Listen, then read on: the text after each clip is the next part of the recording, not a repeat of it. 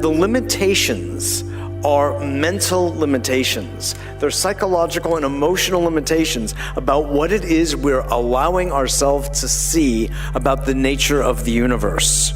Moray and I had a very nice little chat about this, that it is a game in many ways of perception, and you get the world that you perceive. If you keep perceiving it on one level, indeed you will get that world. And if you open that world up, which is the purpose of this entire conference, you will get a larger, infinite world.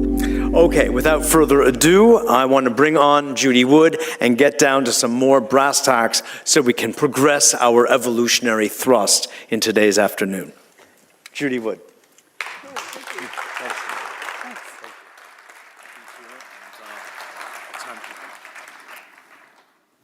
Hello. Well, what makes a scientist? The lab coat? Many folks have said that, well, she's not a scientist, she's not an engineer. Well, what makes an engineer? I have degrees that show it. I have a lot of experience that show that. But a lot of folks need an icon. They need somebody to look the position in order to take it seriously. So I'll go ahead and take these off, or maybe take me more seriously if I wore the coat. There you go. Most people don't realize that this lab coat originally came from, does anyone know? Madison Avenue. They decided that doctors will look more official and authoritative if they wore a white lab coat. Thanks. Well, one thing that does make a scientist is a bag of evidence. This is evidence, and that's what we're going to talk about today. So, where did the towers go? We assume where they went. But did anyone ever stop to think about that question? One thing about evidence is that it's there, it's truth. The evidence is always the truth. Assumptions are where you get off track. So let's start. Once upon a time, there were two buildings, two towers, and then they went away. Well, third tower and a fourth tower. This is all that was left. This is just that yellow corner of that building, and all that was left. To remind you what was there beforehand, and here's just that little corner is all that was left. This is the dawn of a new age. There exists some technology that can make a building of that size go away. It has the ability to direct energy in such a way to disrupt the molecular bonds. It's also, energy is directed as opposed to being kinetic energy. Kinetic energy like a wrecking ball or a missile or something solid. We're going to go through the data and see that you can eliminate about every kind of kinetic energy weapon. And we know this technology exists. The whole world saw it, even though they were told they saw something else. They saw what happened. And this indeed is a technology that can be used for free energy. It doesn't need to be used for evil purposes. Again, that's all that was left, just a story or two of that. And would you believe it, that 14 people survived in there? So what we're going to learn is that the towers didn't burn up, nor did they slam to the ground, but turned into dust in midair. That's not a collapse, that's dust squirting up. Why did so few people see that? Because they were told to see a collapse, maybe? There's three main things that keep people from seeing what's going on. Problem-solving skills, groupthink, peer pressure, and that they're terrified by the implications. We're going to just focus on the problem-solving aspect. If I tell you the answer is 27, am I right?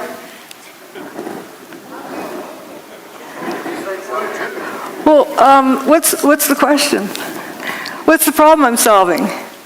If you don't know the problem, how do you know if the answer is right or wrong? You first have to define a problem before you can solve it. And it can be referred to as a syntax error because the order matters. Like when doing this math, are you adding those numbers together first or multiplying these first? You'll end up with a different answer depending on how you group them. The same thing with crime solving or with problem solving. The order matters. So if you start out with a theory, we have thermite or we have bombs or we have airplanes or whatever theory someone has, and they take their pick from this list of things, and then they go cherry picking and searching for the data that's going to support their theory. So in essence, what they've done is determine the problem. But what happens if it was something else that they didn't take into consideration? They'll never get to the right answer. And that actually is one of the key things in a cover-up. You get people arguing about guesses, about assumptions about what the problem is, and they never look at the problem. If you don't look at the problem, you can't solve it. So what they're using is a theory to determine what happened. That's the wrong direction. We have to start out with what happened. You collect data, and the data always tells you what happened. And from that, you determine how it happened. But only after you first establish what happened can you determine how it happened. If you don't know what it is, you can't determine how it happened. For example, look at these beams falling with dust trailing behind them, opaque dust. Let's say you're going to impersonate one of those beams. So you cover yourself with dust and jump off the top of the building. From the ground up, would someone see that dust trailing off of you? No. You need more dust. Okay, let's say you get a couple of armloads of flour and eject it out as you're falling. Can you impersonate this? No, that's opaque dust. It initially blocked out all of the sunlight, 100% of the sunlight, so it was pitch black. It's very dense dust. And you come to the realization that these pieces of material are becoming dust. They're frothing up into dust as they fall. And they didn't hit the ground. But if you didn't know that these turn to dust, and you start out with an assumption, you wouldn't get to the right answer because do you know of anything that could turn a building to dust in midair? Something turned it to dust in midair. So it's important to first determine what happened, then how it happened, and only then who did it or why they did it. But again, we're just going to focus on what happened. The towers didn't slam to the ground. If they had slammed to the ground, there would be over 1 million tons of debris left stacked up in the ground. That didn't happen. Manhattan would have been flooded. Well, as we'll see, the towers were built in the Hudson River with a dike around them. If you slam 1 million tons of debris down onto the dike, you're going to break it. Didn't happen. And if you slammed 1 million tons of debris to the ground, it's going to make a thud. The seismic signals did not reflect that. Those are the 3 biggest issues, but there's a whole lot of others as well. But we'll focus on those initially. The lack of debris, the fact the bathtub wasn't damaged, and the low seismic recordings. There's all sorts of other things, and toasty cars, of course, is one of the favorite things. And then in the second part, I talk about other pieces of information, other data that shows more about what technology is involved.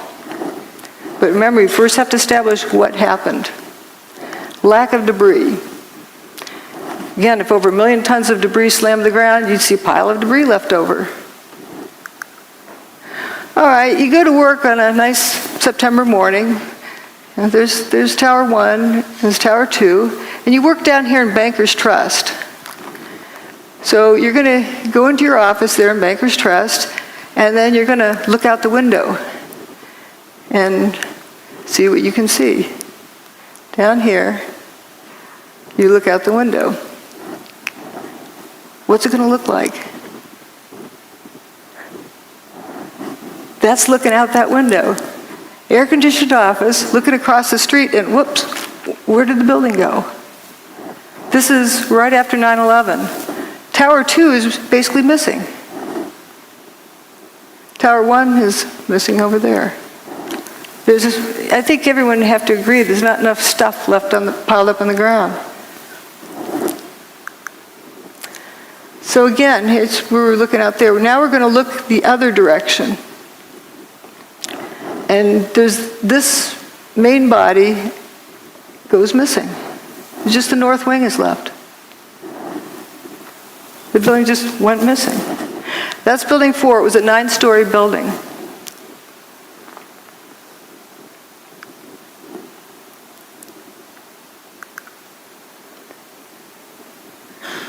So this is what was there beforehand, and it just basically all went away. And a satellite image shows, all sorts of holes that were in those buildings. The middle part of building 6 is gone. It looks like a post hole digger cored it out. You have holes over here on Liberty Street. Even some holes in Vesey Street. And notice again that north wing is remaining, but the main body's gone.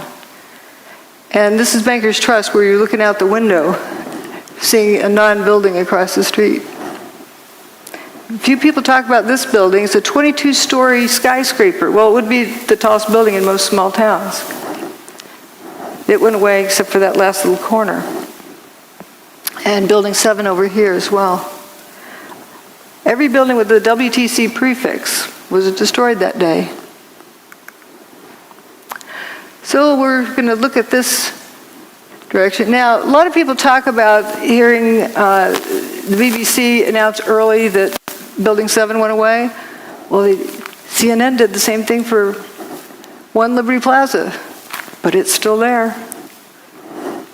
They just get excited and want to be the first to report. And we're going to go down and look on the ground and see what it looks like down in here. Looking at the front door of Tower 1.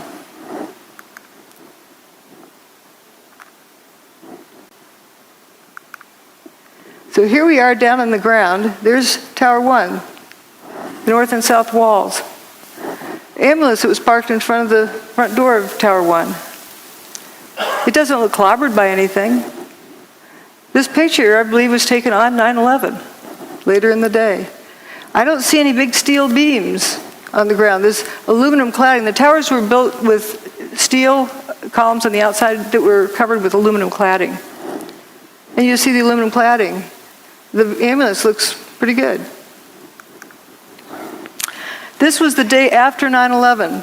Peter Jennings in the studio. I don't know if you heard a little earlier me raise this question, which was actually raised by ABC's Jackie Judd, as we look at these areas down below and the video of where the towers used to stand and where is all the rubble gone. And have you been able to, is there any way you can answer that question? I'm sorry, Peter, I didn't get the question. Okay, I apologize.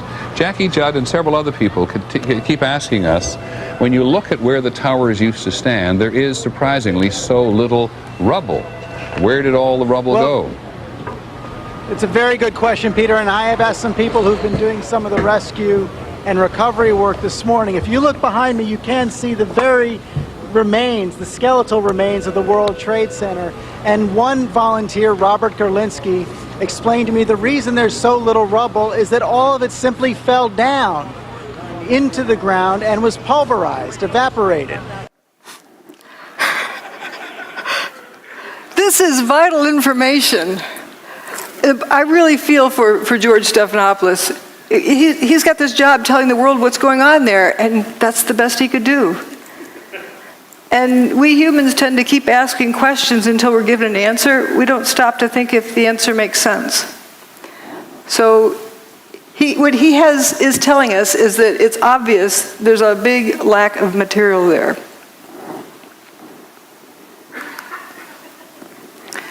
And here's an elevation map of what was left. And you see building 4 went missing, the holes in building 6.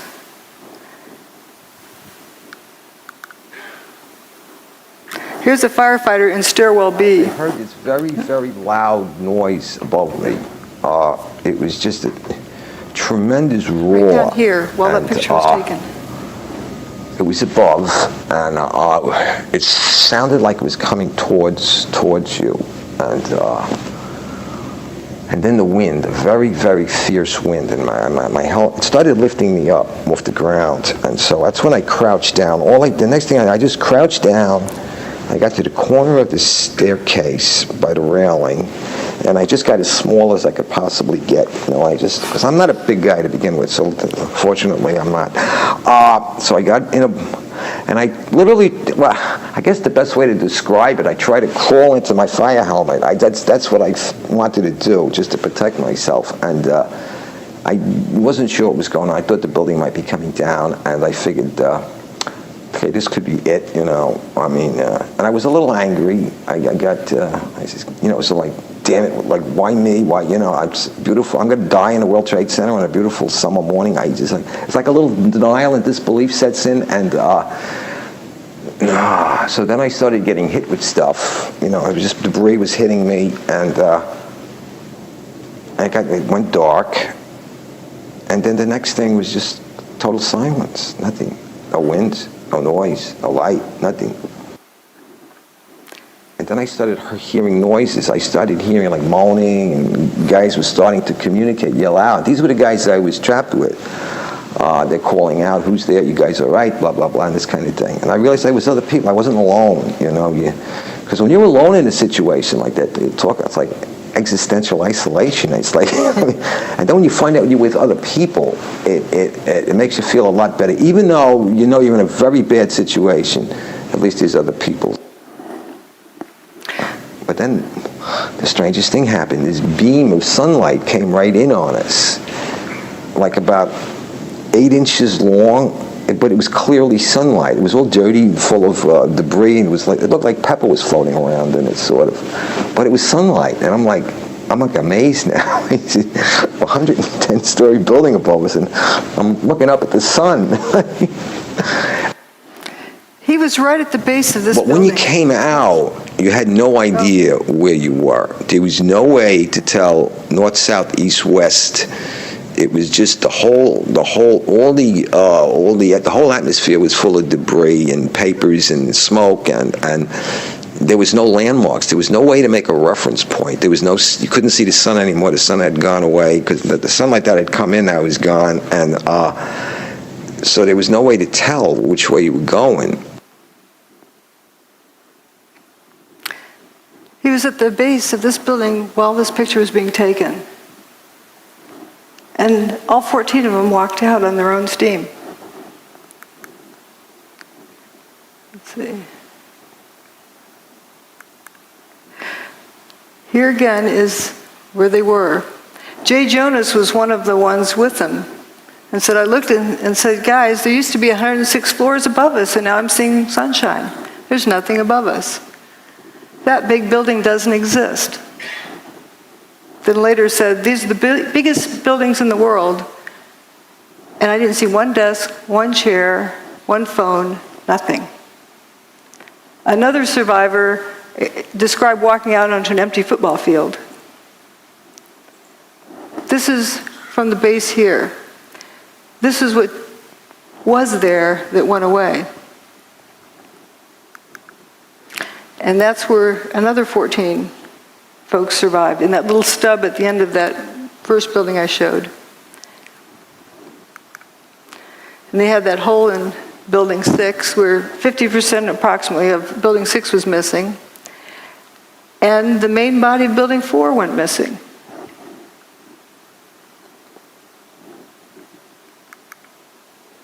Every time a floor hit another floor, it would not only make a noise, but it would cause tremendous vibration. So we're being bounced up and down off the floor, hearing this collapse coming closer and closer. Mickey Cross was caught on the second floor. My helmet started flying off my head. I had forgotten to snap my helmet. So I grabbed my helmet. I guess instinctually I just pulled myself down the corner. The collapse of the North Tower created a massive rush of air. I was blown down 6 stories down to the first floor, and all I can remember while I was being blown down was, oh my God, oh my God, oh my God. There wasn't any time to think about anything. The 110-story tower disintegrated in just 10 seconds. It was that fast, yet for me it was kind of slow motion too at the same time. And I remember thinking to myself, I said, oh shit, this is it, we didn't make it.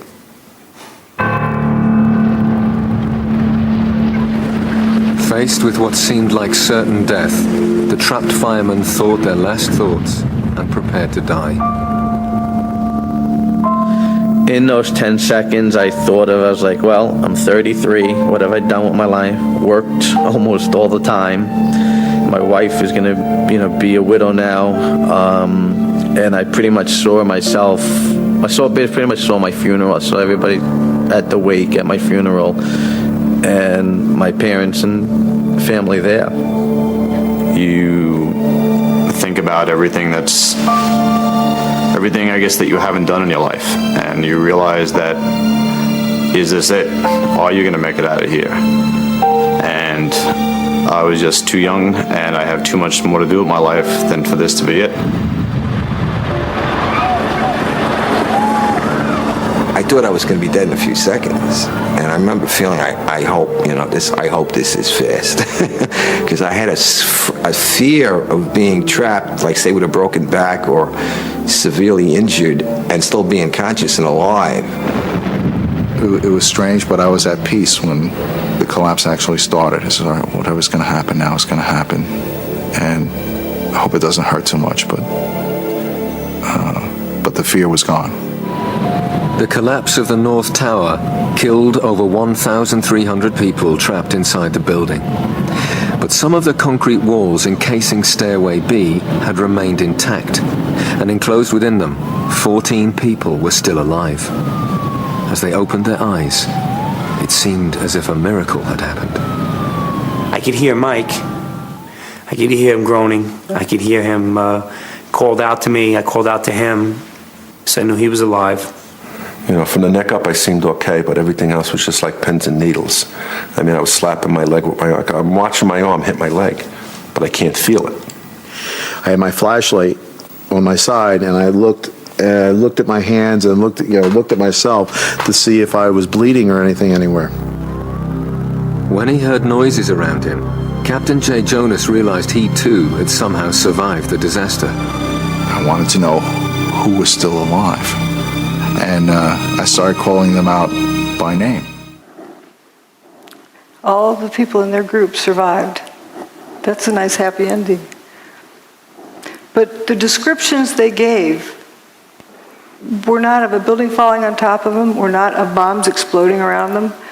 It wasn't high heat. They didn't get cooked. They didn't get squashed. The building just turned to dust above them. So we're going to look now at what was left. If we go down below the ground in that corner, well, here's what it looked like. The building indeed, the main body went missing, just like it was sliced off there.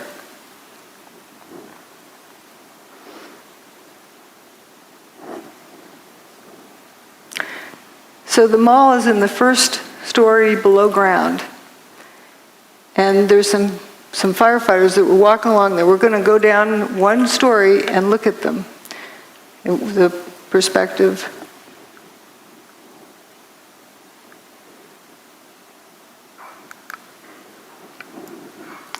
Here they are. That's right under that area. It's a little bit punched in down here, But you can read innovation luggage, Hallmark cards, so you know right where they are.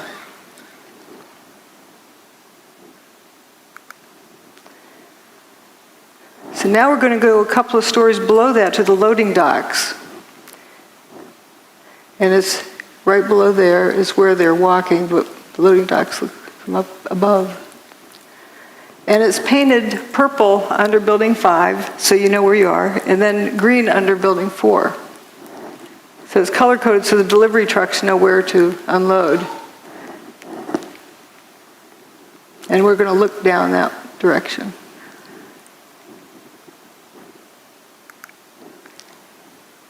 Just after 9/11.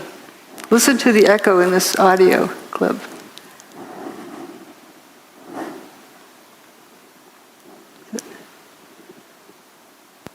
Going down to the parking garage.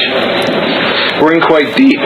These are the first pictures of search crews underneath the World Trade Center, desperately looking for survivors. That's not a collapsed parking garage. That's not even a full parking garage. It's an empty parking garage.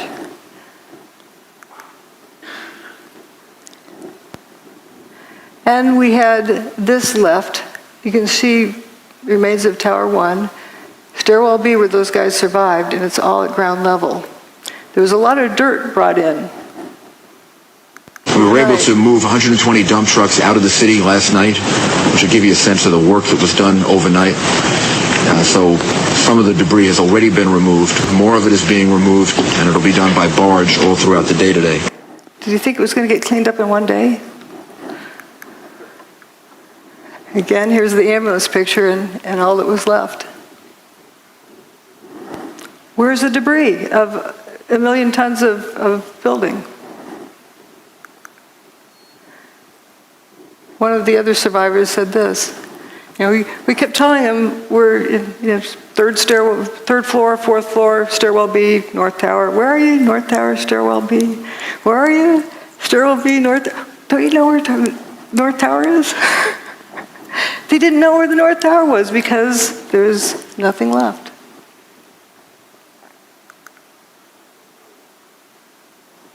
And do you blame them? Here's right where those guys were, up in that little corner. Hundreds more firemen were now arriving at the disaster area, but Captain Jay Jonas's Mayday messages were still not getting through. Trapped down in the remains of Stairway B, there was nothing else Jay could do. We realize we can't get ourselves out. And that's a big mental leap for a fireman to take, because we're so used to being the people who are going in to rescue someone. Now, the roles are reversed, and you realize you're helpless yourself. But with the survivors buried alive beneath a debris field that extended over 16 acres, it seemed they would need another miracle to save them.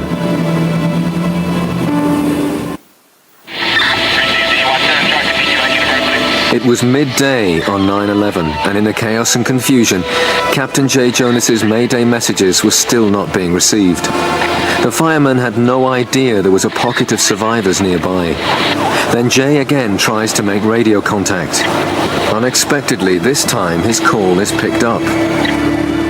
One of the officers coordinating rescue operations is Chief Nick Visconti.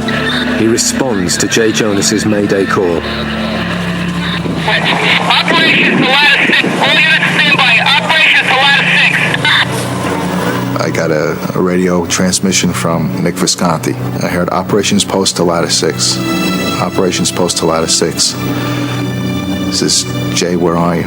Okay, 10-4. North Tower, stairwell B is in boy on the second floor. But the location Jay gave was unbelievable to them. The North Tower no longer existed. They asked for his location again. He asked me that a couple times, and one time he asked me that. Somebody else got on the radio and said, "Where's the North Tower?" I remember somebody saying it, "Where's the North Tower?" on the radio. And I said, "Oh shit." I says, it's not good.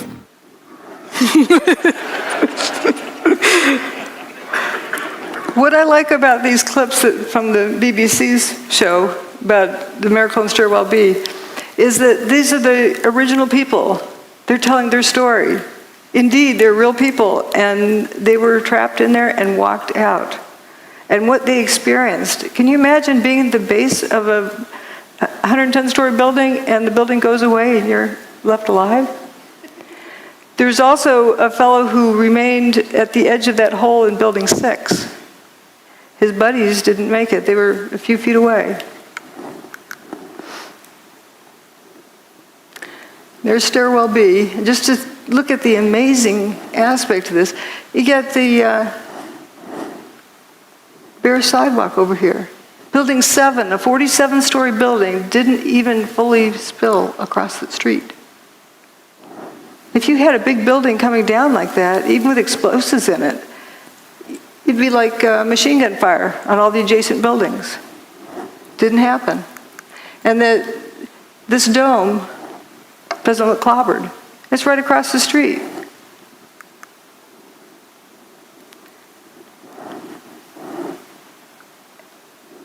You don't see that debris piled up on the ground.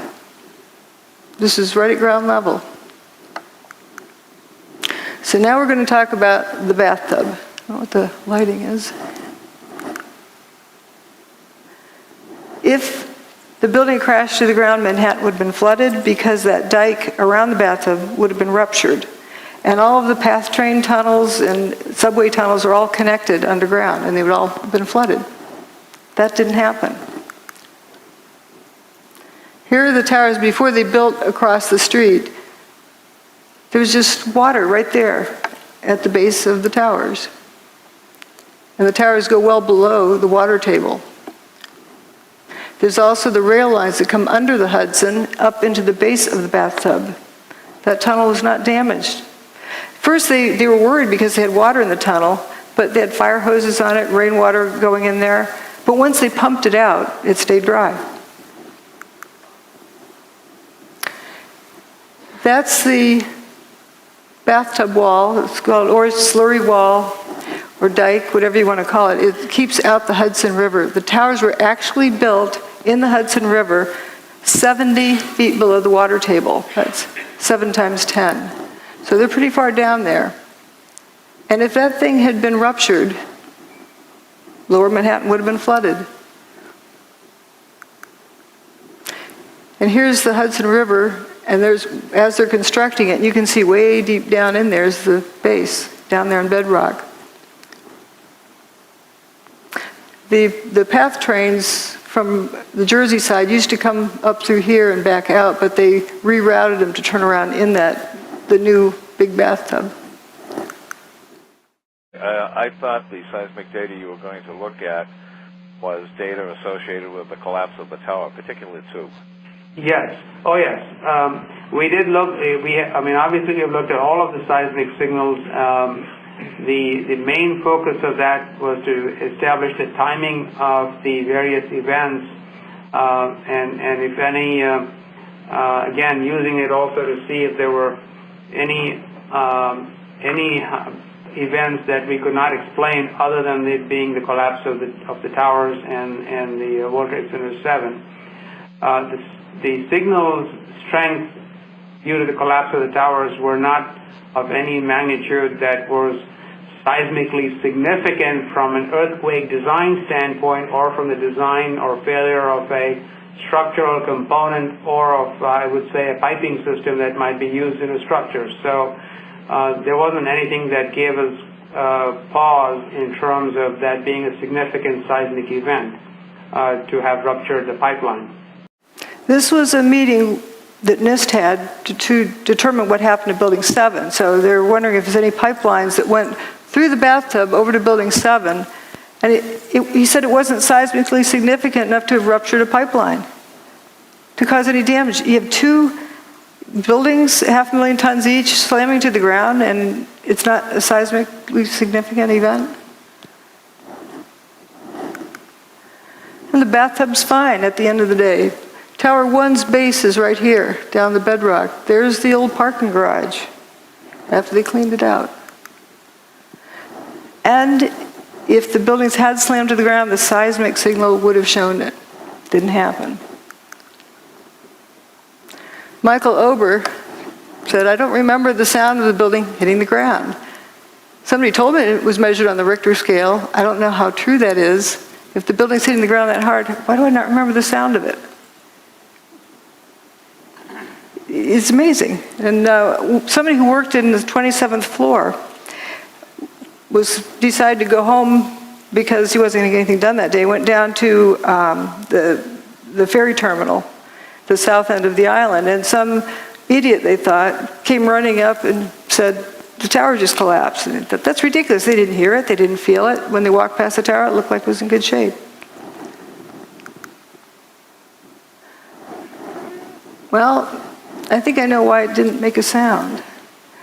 That part of the building doesn't make a thud when it hits. Dust gradually settles, and that's a lot of dust. This is an earthquake that happened earlier that year, in January of 2001, in Manhattan. So we know that the bedrock that the tower sat on can carry a seismic signal. But here's what Tower 1, the signal it made. Notice the difference in the quality. This is very high frequency. The lines are very closely spaced compared to this. Also, it has this, I call it the snout leading up to the big signal. It has that leading portion, which is the primary wave. The P wave arrives first, and then the secondary wave arrives. This is neither a P wave or an S wave. This is only a surface wave. P wave and S wave travels through the Earth. In other words, when the tower, during the tower's demise, the signal did not travel through the Earth. Again, that's the January 17th earthquake. And here's, P wave is like a rubber band snap, and the S wave is like a jump rope. And the rolling surface, like getting up off a mattress in the morning, the mattress springs back up. If you remove two 500,000-ton buildings, you're going to create a surface wave. But it only lasted 8 seconds.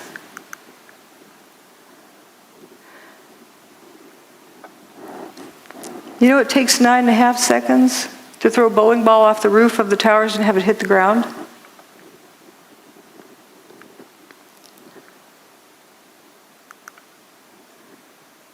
So how can this be? The building couldn't have reached the ground as a solid, rigid object. Here's where Tower 2 had already gone by the time this chart started. Tower 1's demise there, but here we're going to focus on Building 7, down here. There was an earthquake in the Fox Islands by the Aleutian Islands, and that's what the mess is after that. But where this vertical red line is, there's no seismic event that shows up at this scale. Nothing that stands out from background noise. For a 47-story building's demise, this is the King Dome. So here's a controlled demolition, and it produces a P wave and an S wave. So what length of time does that take? It takes, for a free fall speed from the roof to the ground, is about 4 seconds. But the portion of time that the ground shook was more than twice that. So that doesn't answer the question either of what we saw. And with Building 7, what is very telling is that they calculated when the P wave and the S wave should have arrived because they could not pick it out from background noise. They couldn't even pick out where the surface wave arrived at one of these stations. So there's 5 different stations reporting, and they had to calculate when the S wave and P wave would have arrived, and it was not there. The signal did not travel through the Earth. So if we have Seattle King Dome, we're going to look at things relative to that. That made a 2.3 on the Richter scale when it was blown up by controlled demolition.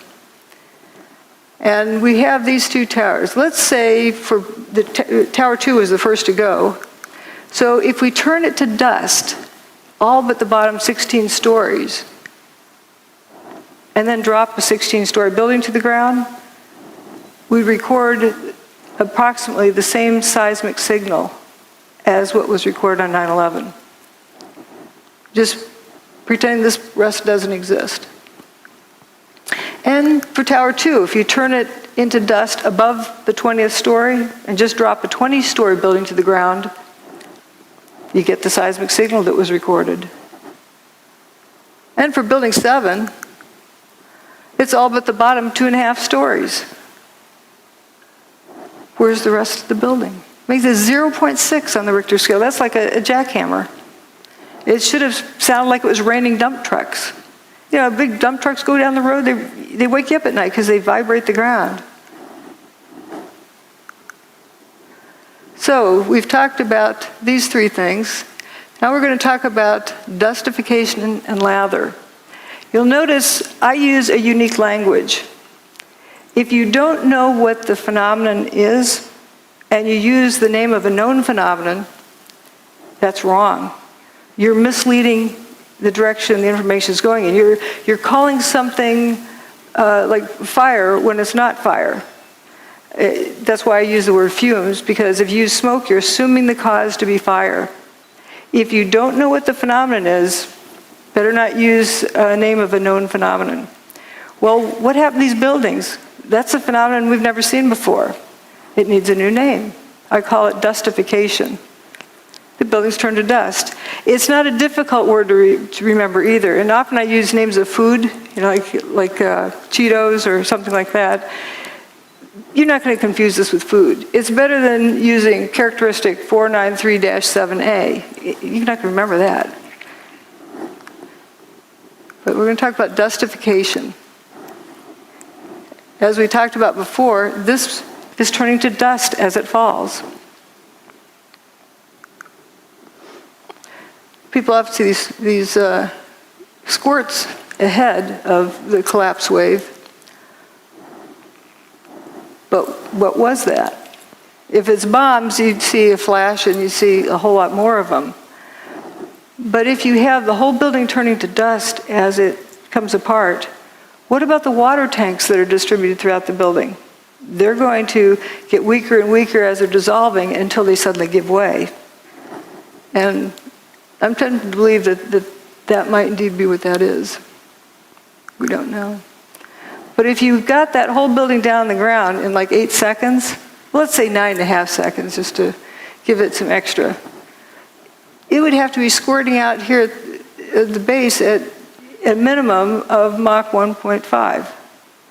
The air from the middle to get to the outside is like Mach 2.5. For sure, all of the adjacent buildings should look like they were machine gun fired. That's a lot of stuff to squirt out of the way. And that's assuming the building took, 9.5 seconds to come to the ground. So you just have this couple little puffs. Something's not right there, too. Now, people who say, okay, they claim they heard explosions. And so therefore, it must be bombs in the building. They're starting with assuming what did it, and then going back to assuming what problem they're solving, instead of determining first what happened. Well, if you recall, blasting zone ahead, turn off cell phones and two-way radios just in case it triggers something. How are you going to get everyone to unknowingly turn off all their cell phones in southern Manhattan for weeks ahead while they prepare the site? But there were sounds of explosions. Bombs go boom, but not everything that goes boom is a bomb. Think of putting an egg in your microwave oven. Turns out there's a lot of folks who talked about these Scott packs exploding at ground level, sitting on the fire trucks. There's a lot of testimony here. We don't need to go over it, but there's various firefighters who talked about hearing these Scott tanks exploding. Now this is slow motion of Tower 1 coming apart. And you notice this, there'll be some column that starts falling down this corner. I think it's in here. And we're going to follow it down and watch how it just turns to dust completely.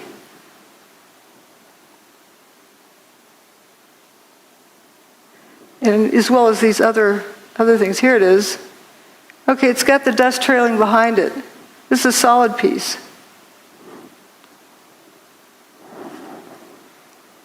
It's like ice cream melting. It's going away. And if you focus on various other parts, you'll see the same thing.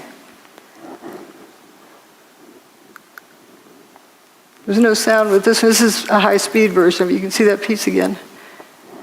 And these big chunks over here. So you see it's turning to dust as it comes down. And we're going to go look down on the ground right next to where this was coming down. This is the Verizon building here. Whoops, right here. And we're going to look at the corner right below there.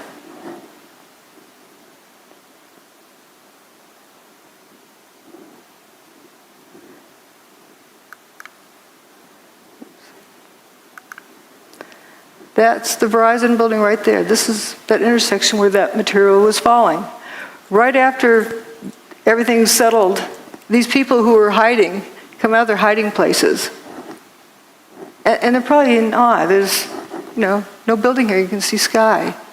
Looking at the body language, the guy with his hands on his hips, arms folded, arms at side, they're probably in total amazement and shock and just bewildered. I call this picture the Twilight Zone because they probably felt like they just walked into the Twilight Zone. A bunch of cars went into spontaneous combustion, apparent spontaneous combustion up here with a sea of unburned paper in between. And here's that toasted car lot. But we're going to look at various directions of watching this dustification. There's a cluster of core columns that remains here. Watch what happens to them.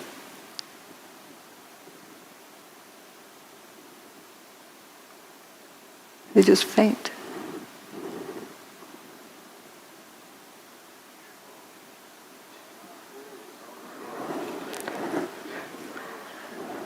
I believe that's the upper part of where those firefighters survived in Stairwell B.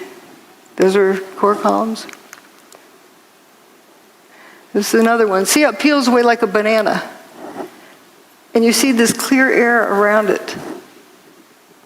Some folks like to say dust settled on it. Well, dust can't settle on something like that fast without seeing it.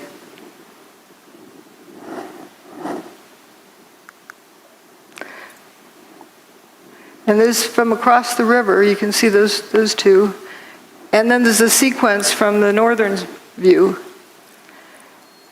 And my detractors like to say, oh, it fell over. And because the dust was so fine, it hung in the air. Well, if the dust is so fine it hung in the air, how could it be settled instantly on these vertical columns? We saw how it was peeled away like a banana. But it comes a point where it's no longer a crisp boundary and just turns to dust. I call it dustification. I mean, where have we seen it before?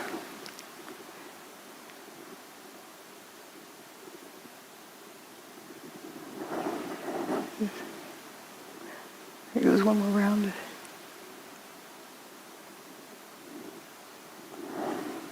But you're told to see a collapse, so you tune that out. You can see all of this just frothing up into dust. That part.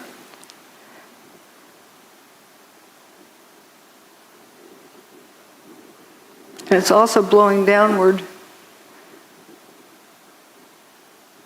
Very clean edges. So it isn't like dust was settling on it.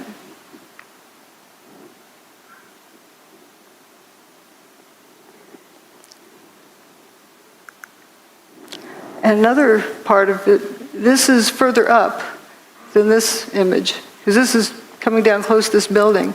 But notice there's some chunks that go missing. And notice the dust kind of squirting out the ends of those pieces. You can see it trailing. Is there a reason why it didn't? You didn't hear a thud when it hit? Lather is a term I use when it looked like another unique behavior pattern, but I think lather is just the part doing the same thing that this is doing, but doing it in place. And this video is of Building 7, the north face, but notice it's one face and one face only that has this lather pouring out of it. No. Go low to the corner.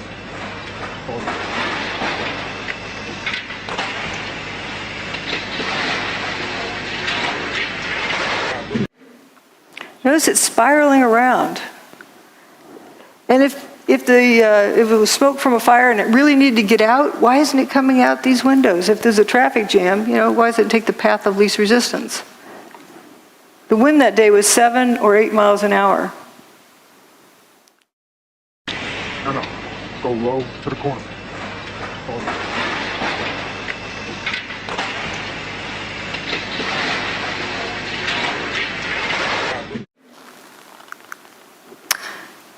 Now we're going to look at dust rollout and fuzzballs.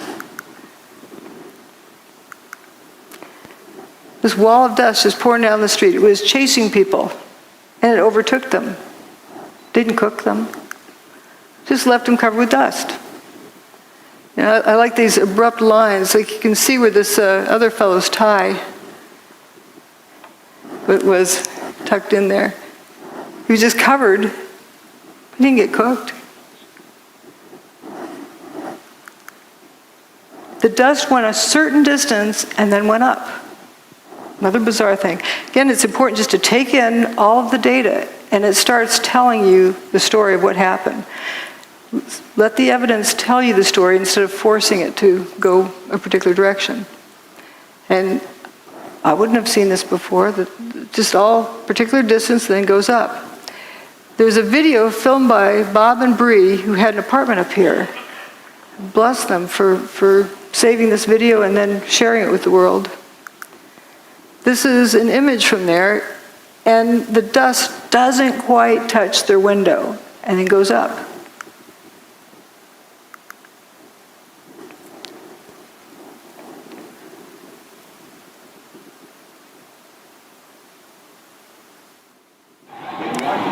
Oh my God.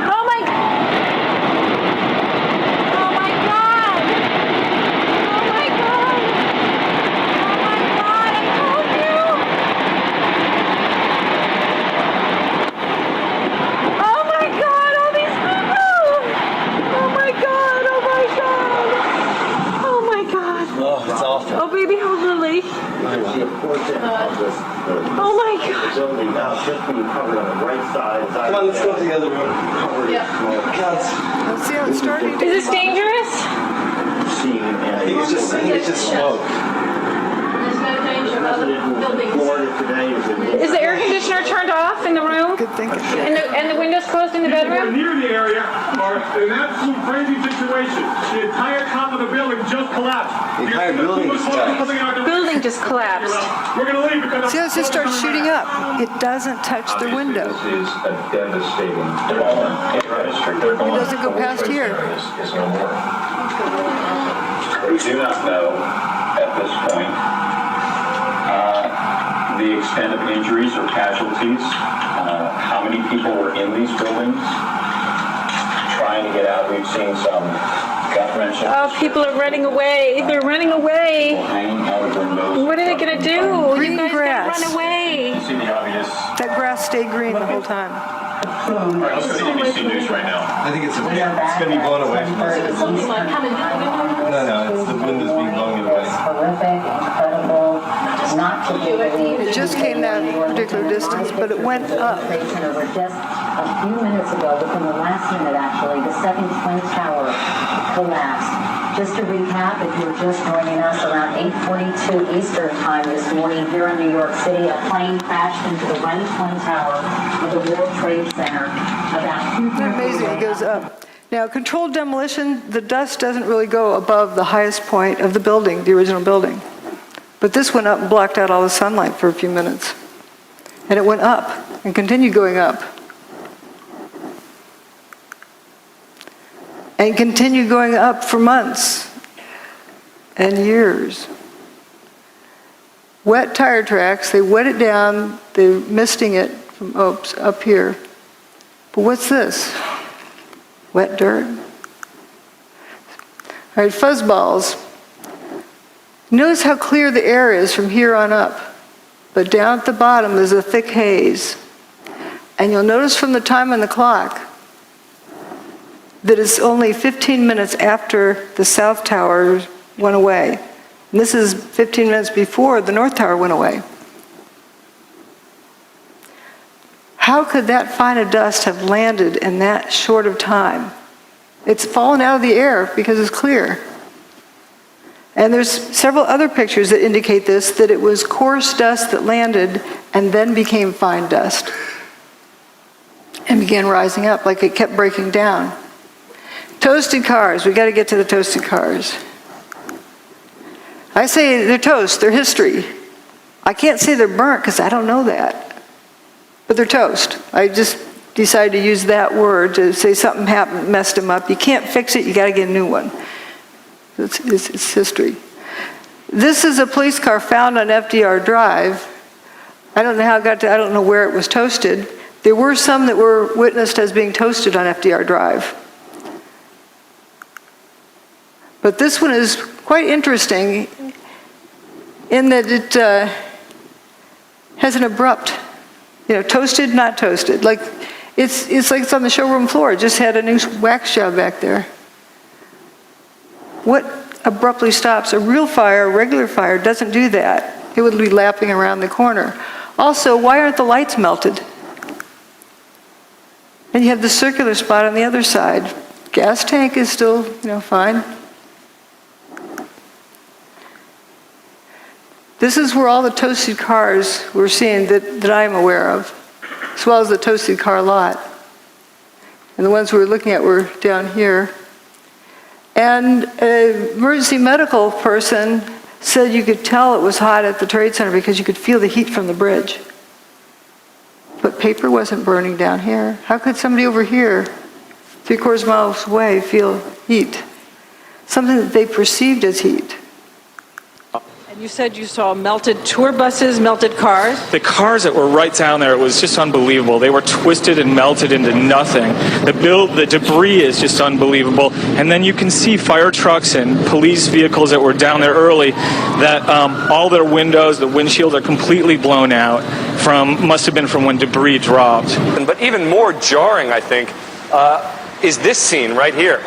Look at these two cars placed on top of one another. I think when you think about the impact that these planes must have had, it's hard to visualize. I don't know what to say. Because everything melted. But here, at least you have some remnants. You have literally an engine that is melded together with other parts of the car. Moving over, you've got another car they moved here. It looks like it's been through a war.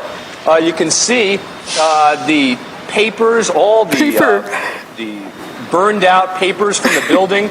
You see the soot and the dirt, and it just shows you how devastating this blast was. Look across the street there. You've got a Con Ed truck that some of the Con Ed people now looking at, examining, trying to figure out which truck that actually was. But that truck too, in terrible shape. So while many of the items, the steel was literally melted. People who have been right down next to the base of what was the trade towers say there's virtually nothing. Yes, we'll stop here on this toasted bus picture. And realize there's no burnt marks, no scorch marks on the toasted bus. But yeah, these poor reporters, they're doing the best they can. Remember, the evidence is the truth that a theory must mimic if a theory is correct. Starting out with a theory, if you haven't figured out what happened first, you're just solving an imagined problem, not a real problem. So it's so important to look at the evidence. As we've seen, the evidence is showing us a different story than what we were led to believe. Now this toasted bus, notice there's no big flame marks running up the side of the bus. No scorch marks. Is this echoing? Oh. And then we have also this vehicle that's already rusted. You can see Building 7 is still standing. Every car up this road was toasted in some way. Every vehicle. I call this the swamp. I think you can see why. Is it the sound? Oh, yeah. No door handles. Yeah. Not a trace of window glass.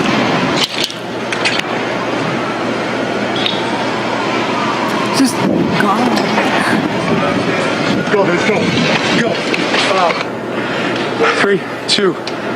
Oh, man. More debris falling from a nearby building, the World Trade Center. We're at West Broadway and Barclay. Very difficult to breathe here, but look around. This must have been ground zero where this thing blew up. Car after car after car, buses completely obliterated and burned straight down to the steel. Behind me. He was describing it the best he could. Here's more of that street. And notice no door handles. Now that in itself isn't surprising, but we're just noticing the patterns. It seems that door latches, trunk lid latch, this door, door latches and door handles were completely gone. Also, this looks like it was sandblasted, ready for a new paint job. Not a trace of window glass left in that. And that's what seems to be a trend with the toasted vehicles. Something happens to the engine compartment too, like this one down here. And notice again this distinct, abrupt line between different parts of the car. Now, often folks say, well, that's just like any old burnt car. Here are burnt cars up at the top. Notice these rings of burn marks around it. And burnt cars also have remains of window glass. See, this is clean down here. And here we have traces of window glass left. And of course, there's a lot left there. But the ones at 9/11, there's not a trace. The ones that are seriously toasted.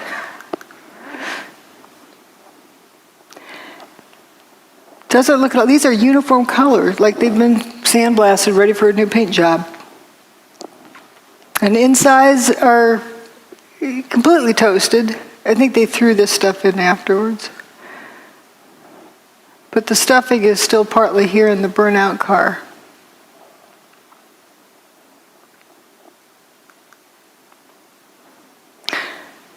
So there's a bunch of cars that appear to go into spontaneous combustion up in that parking lot. And we have various views of that. And my detractors often say, well, the cars were towed. They were burned elsewhere and were just towed through junkers. But we have photos of them before, during, and after. Now, here's the toasted car. See how it looks like this flame coming out of them, but the sea of unburned paper in between. The building's over here, the towers. And here again is the tower still standing. And there's the untoasted cars. They're not even toasted yet.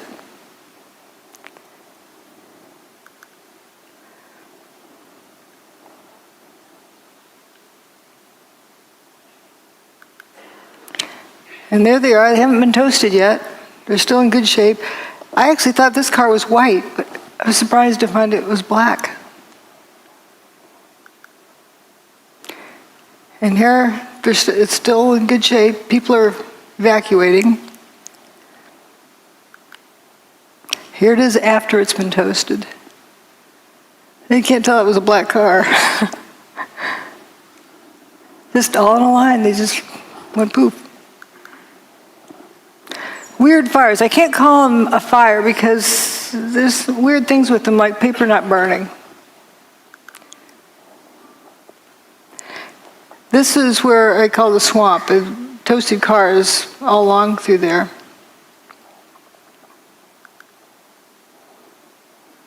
And the fellow who came out that door, he's probably the one that left it open, walked up West Broadway, and it was pitch black. And then he said, thank goodness the cars started lighting up, because then he could see where he was going.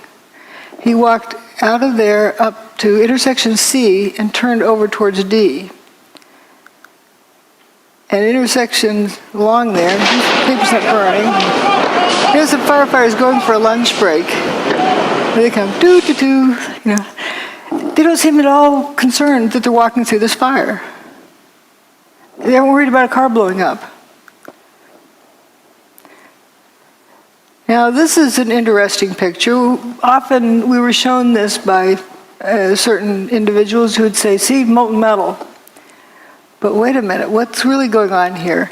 This is an igloo cooler and a trash can that aren't melted. If this is white hot, then it's got to be, hot enough that it's going to melt this aluminum. Aluminum melts at around 660 centigrade, and it's a kind of barely a beet red. You have to be like 1,000 degrees centigrade in order for it to glow. So when aluminum's glowing and it's not a puddle, something else is going on.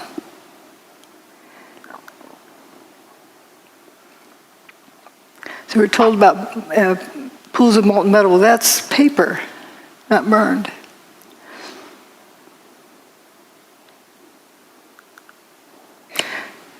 Aluminum is blood red when it melts. Whoops. I don't know what that is.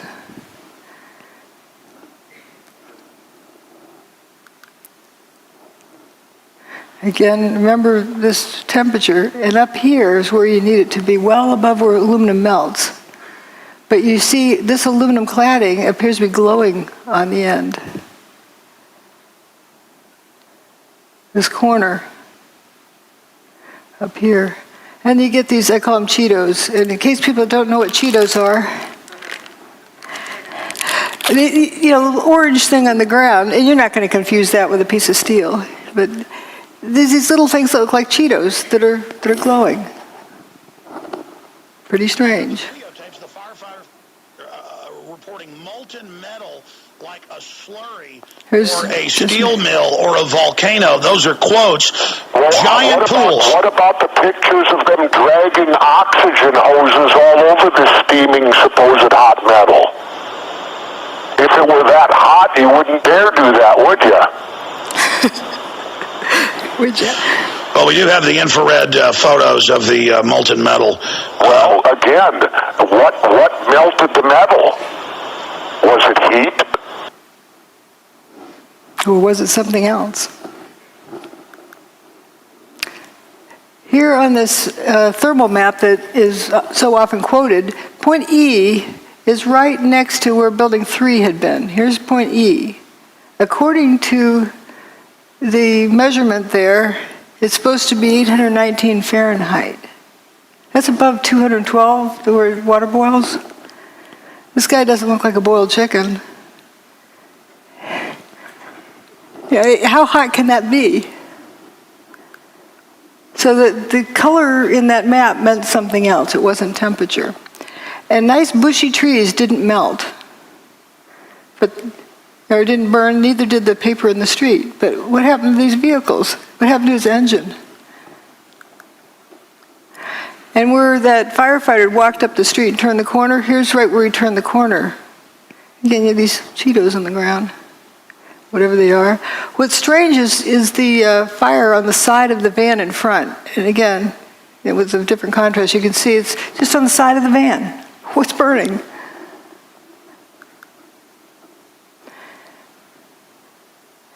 This shows the apparent spontaneous combustion. This is during the cleanup. You see that thing that flashed over there?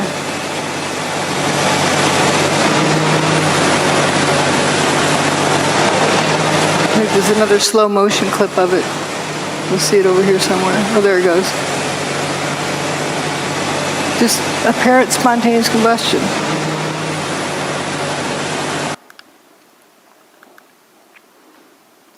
This is a clip where they talk about hot steel-toed boots. Up to 10 times a night, often until 2 in the morning, delivering whatever it is rescue workers need to do their jobs, like the ones working in the hotspots.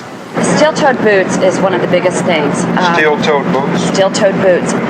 Out still on the rubble, it's still, I believe, 1,100 degrees. The guys' boots just melt within a few hours, and they're burning their feet. That story was repeated again and again and again. People assumed it was proof that it was hot. When my steel oven melts, the turkey inside is more than well done. So how can you have steel-toed boots melting and there's no reports of burned feet? How I hear that is the boots were coming apart. They're disintegrating. Someone suggested it was because of heat, and people just ran with that story. It was the best, the only answer they got to the question, so they ran with it. But something was likely happening to those boots coming apart. But you can't walk around on a barbecue grill without burning, if it's that temperature. Mayor Giuliani. There were fires of 2,000 degrees Fahrenheit below the ground.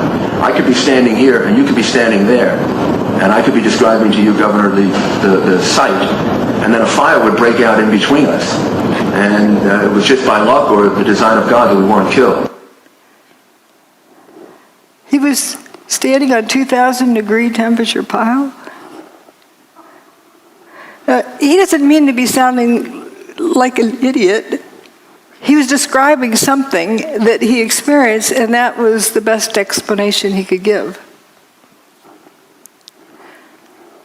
Weird, apparent spontaneous combustion. So here we are, down to the rolled up carpets. We'll see why I call it that. At the end of the day, you have these straight soldiers here. If you have buckling from overload, doesn't it bend over? Doesn't it bend around the horizontal axis? Why is everything straight? If you overload these outer columns, they're going to bend. If you mash something down real hard, it's going to bow out. Yet what we have, instead of having it bend over, is curling around the vertical axis. Here's a cluster of 3 columns. And this lasagna noodle, see, you can't confuse that with a piece of food, but it emphasizes the fact that this isn't loading that does this. Something else happened to this. This is straight, it curled around the vertical axis, not the horizontal axis. How do you get something to bend more than 180 degrees and not even crack? It's a smooth bend, and it splits at the seams. This is a very interesting one.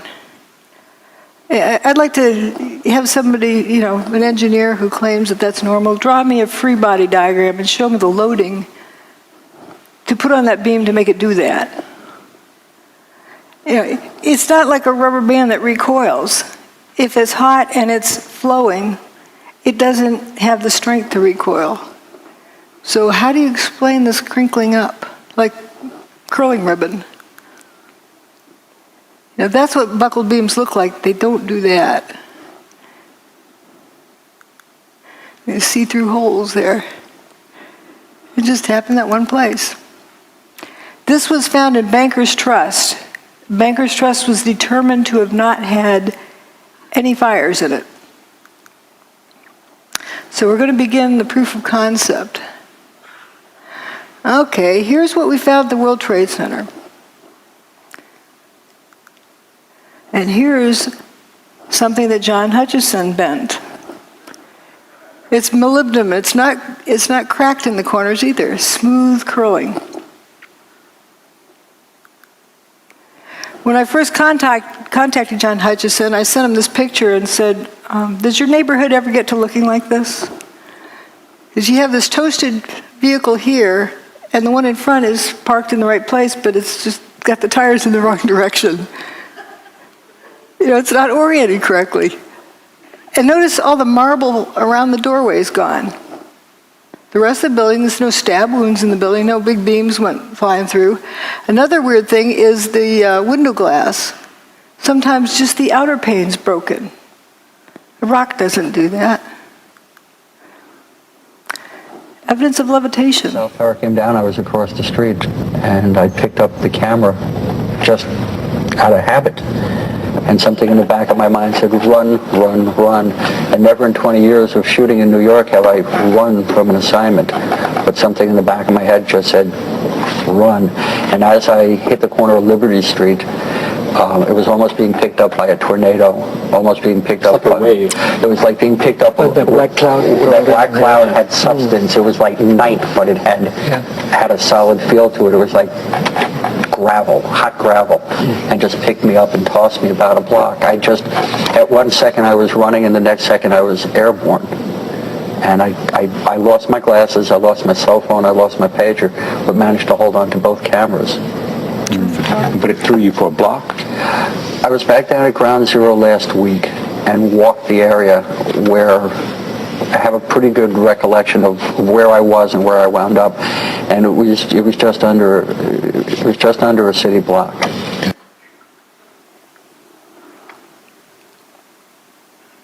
It was this blast of warm air. It wasn't hot. It was warm. And it picked me up and threw me up against the wall of the building that was...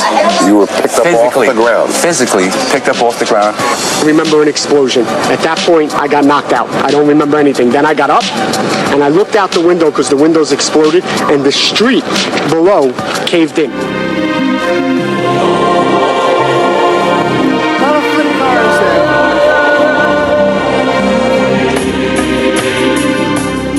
Still in the trees.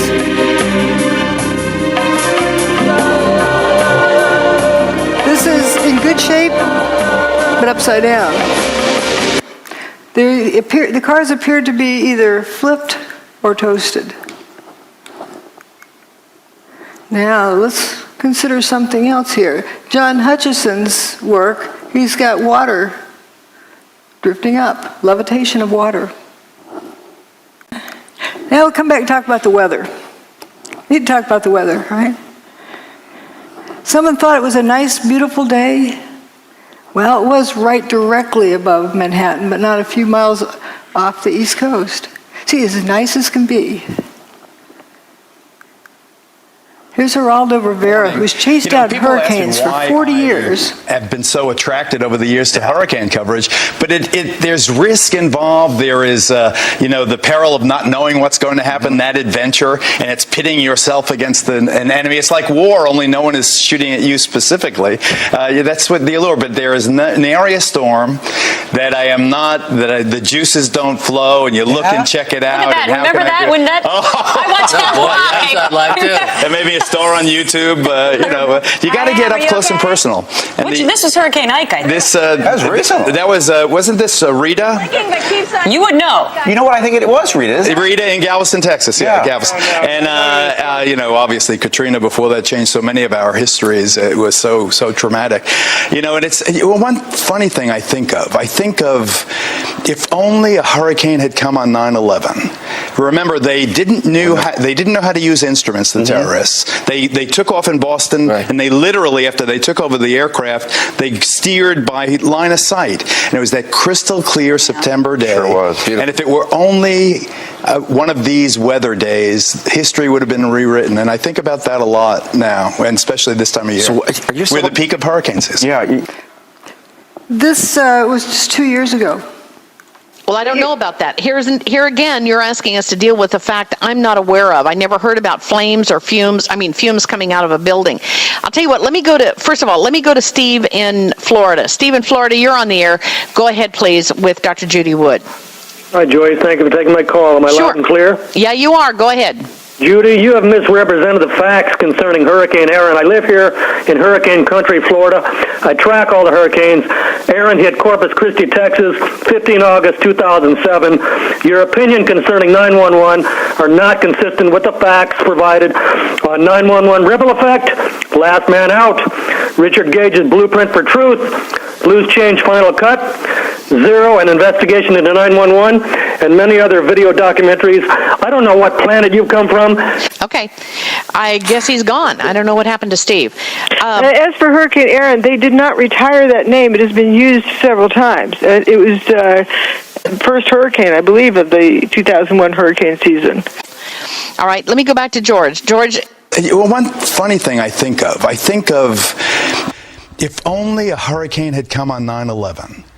And it was that crystal clear September day. Sure was. Beautiful. And if it were only one of these weather days, history would have been rewritten. And I think about that a lot. This is what was shown on television that morning of 9/11. This is where the hurricane was at that moment. See anything missing? This is where the hurricane was, here.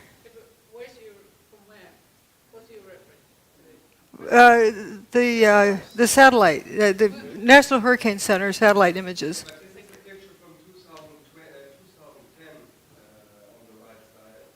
That's Geraldo from that time. The rest is from 9/11.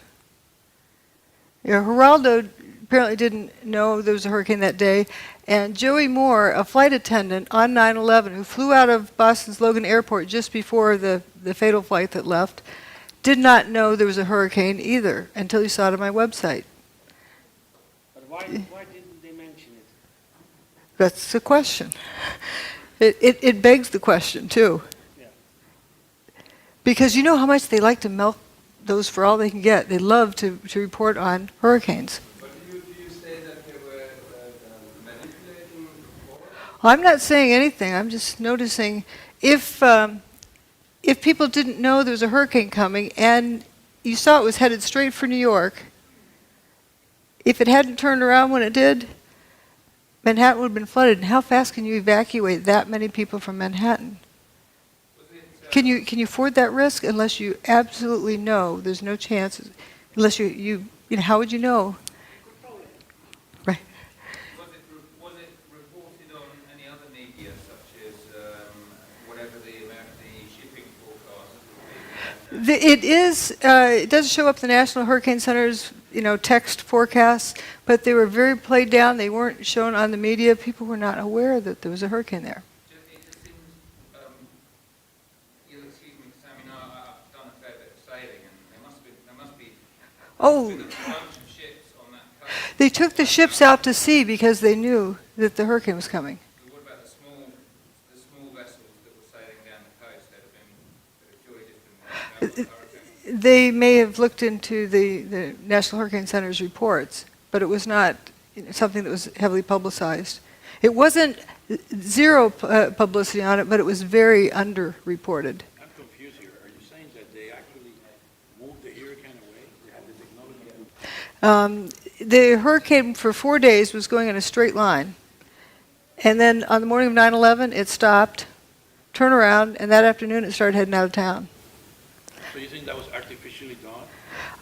I'm just reporting what the evidence is. I don't want to guess, but I can say that if they didn't know it for 100% sure that it was going to turn around, if there's any question, why weren't people told to evacuate?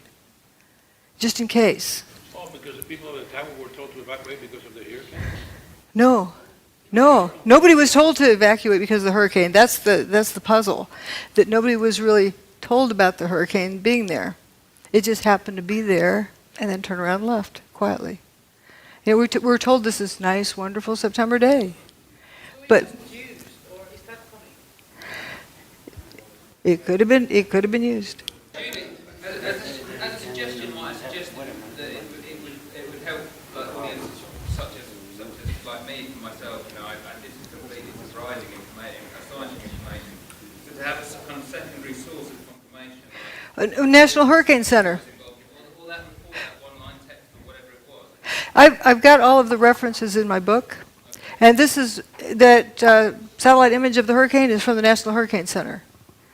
You can download it yourself. I'm just saying that I think it would help your presentation. Excuse me, drjudywood.com /articles /Erin you'll find 5 pages of multiply referenced data from the UK. Ladies and gentlemen, let's let Dr. Judy Wood get through her presentation. We've got plenty of time for questions afterwards. Thank you so much. So let's also look at some other information. Now, the hurricane was going to turn around at some point. They thought on day one it was going to turn around because it was a high-pressure system moving across the U.S., but then didn't. Well, maybe on day 2 it didn't. Maybe on day 3 it didn't. Maybe on day 4. Thank goodness it did. They had predicted it was going to turn around all this time, but did they really know when? If they didn't know, they ran out of room. So here we have the high-pressure system moving in from the Midwest, and it's increasing, while the hurricane, which is a low-pressure system, is moving in from the Atlantic. And guess where they met and when? 10 a.m. on the morning of 9/11. They were superimposed at that area, so you have 2 counter-rotating systems, curiously. And interesting drop with the humidity. But let's look at this magnetometer information. This is the Earth's magnetic field from the ground, not from satellite, but from the ground in Alaska. There's 6 different measurements. Each of the events on 9/11 are with a vertical bar. The first one is WTC-1 getting an airplane-shaped hole, then WTC-2, then WTC-2 goes poof, WTC-1 goes poof, and then later Building 7 goes poof. I say goes poof, they didn't collapse. They turned to dust. So it's interesting, it's pretty much a steady state and something different happens here. There was a solar storm approaching, but it didn't get to that point until a day later. So there's something else going on here. A closer look, about 20 minutes before WTC-1 got its hole, that's the North Tower, they started wandering off of their average value. And as soon as WTC-1 got its hole, it reverses direction. As soon as WTC-2 gets its hole, it goes horizontally. It's like one reversed the other one. Maybe coincidence? And then when WTC-2 goes poof, they start going downhill, but when WTC-1 goes away, it really drops off the cliff, and then things are all haywire all afternoon until WTC-7 meets its demise. The Earth's magnetic field, as recorded at 6 different stations. Again, here's where they start wandering down. There's actually 3 different measurements for when the North Tower got its hole. The 9/11 Commission report, the Palisades seismographic station, and the NIST report. I can tell you which one's right, based on where the turnaround happens. And see how these go horizontally after Building 2 gets its hole. These are the 6 different recording stations. It's just, a curious set of data. Now we're going to get into the proof of concept. I can't say for sure what technology was used, but I can show you something that reproduces all of the same phenomena. Seen this guy, Nikola Tesla. He can generate all of these various pieces of evidence, all these different phenomena. So can John Hutchison. When he tried to replicate the work of Nikola Tesla, he discovered all of these characteristics. And all of those characteristics were found at the World Trade Center site. Let's notice this metal luminescence without heat. Hot things glow, but not everything that glows is hot.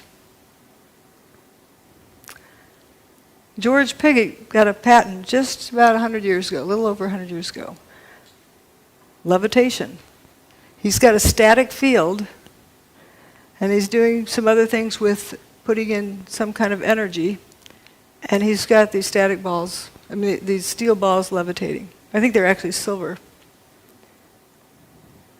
And Thomas Townsend Brown also looked into the same area about using electricity.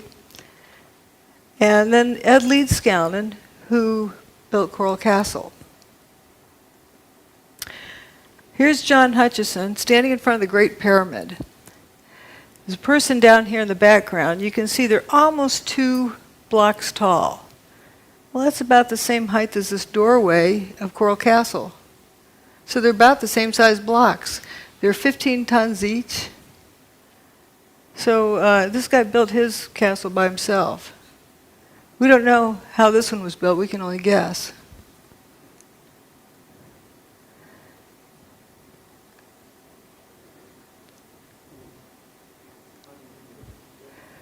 Well, let's look at how John Hutchison's more of work here. This is an iron block. It's 2 inches by 2 inches by 7 inches tall, solid iron block.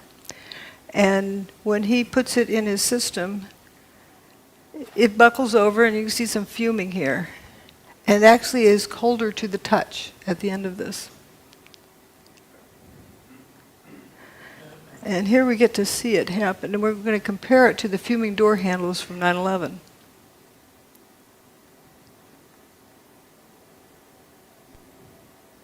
Here's the door handle.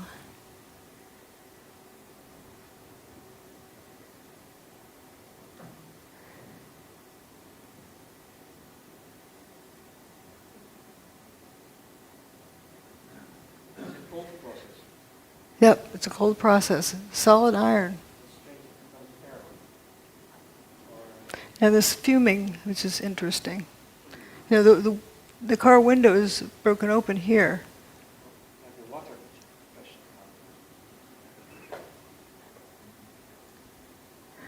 We're going to look at some other things about the weird fires. I can't call them regular fire because I don't know that. The weird fire, just to note that it's not something that you know for sure what it is.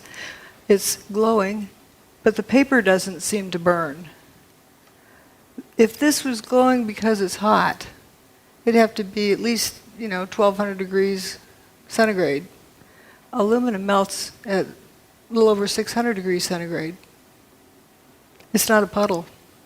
This aluminum is not a puddle, so how hot can it be? And this igloo cooler and the plastic trash can are not melted. The paper is not burned either on the ground. So what is that color? And another weird thing about this, right across the street over here is the Burger King. And inside they're flipping burgers, cooking burgers for the firefighters. Not serving to the customers, and then the building across the street was missing. It's just a weird sight. Now this van is also interesting that, you get all this something looks like it's on fire, weird fires there. This van down here has a fire on the side of it. What's burning? And if you say falling debris that was on fire hit these vehicles, why didn't it hit anything else? And how's it, under the vehicle? It's just very strange. This Park Place is several blocks north. Now here's John's boat experiment.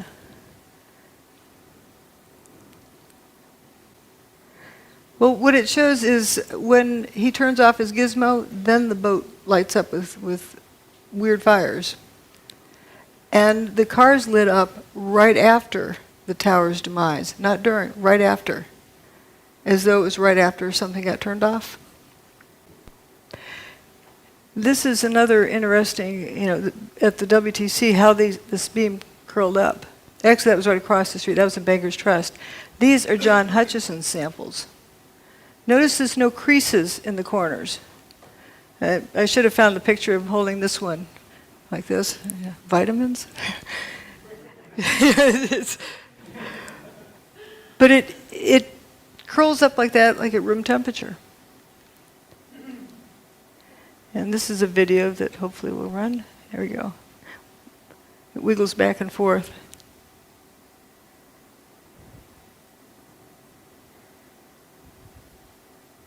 Now watch this thing. It's going to come apart in here. It's starting to come apart.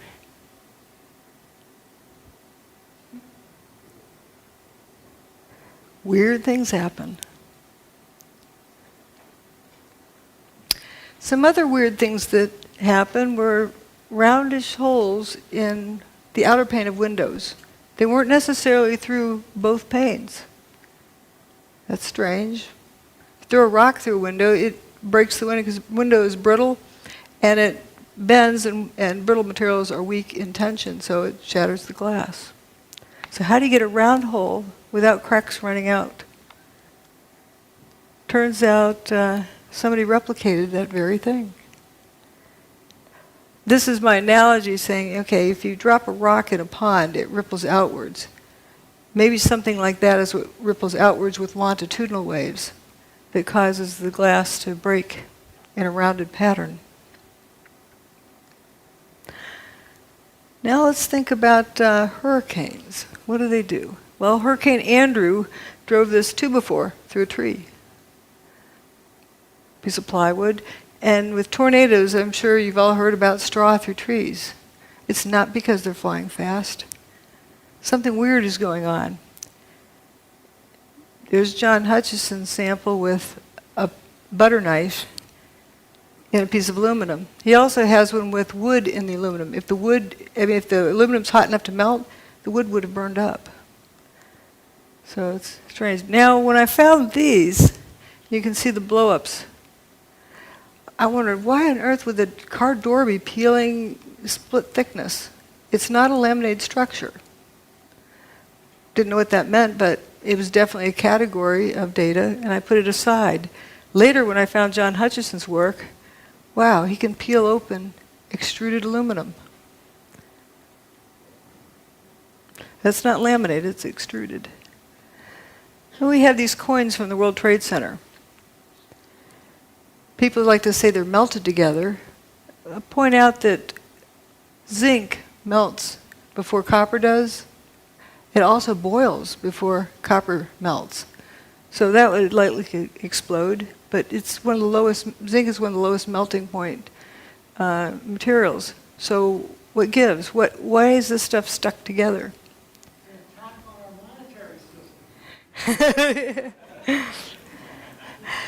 And this is the only surviving file cabinet from Ben & Jerry's ice cream store. Here's the piece of wood embedded in the aluminum from John Hutchison's work without elevated temperature. Same with these. WTC6 with these cylindrical holes in it. Well, here's John Hutchison's aluminum sample with cylindrical holes in it. It's as though there's a pencil line in space around which material at the same radius is dustified. And if you had a lot of those vertically here, you would end up with dustified cylindrical columns. But there's no way you could get a drill in there and turn it sideways. It's parallel to the surface, and it just starts right here. The end of this bar is solid. Let's look at some other similarities with hurricanes. Kind of like a big Tesla coil. And come to think of it, ahead of a storm system, people feel the storm coming. Birds know to head for cover. You can feel the static field ahead of the storm. Here's another thing about storm systems. I don't know if this needs a click or not. This is from this past spring in Texas, where there's a bunch of tornadoes, and you had flying trucks. It went across a transport company, trees flying through the air, semi, the trailers, there you go, a couple of semi, look at that, the beds of the trailers hurling, twirling around in the sky and then dropping down from at least 50 feet high down into the ground. We saw trees, there goes another semi. And it's spinning. It's spinning, down it comes, bang, lands on its nose right down at the ground.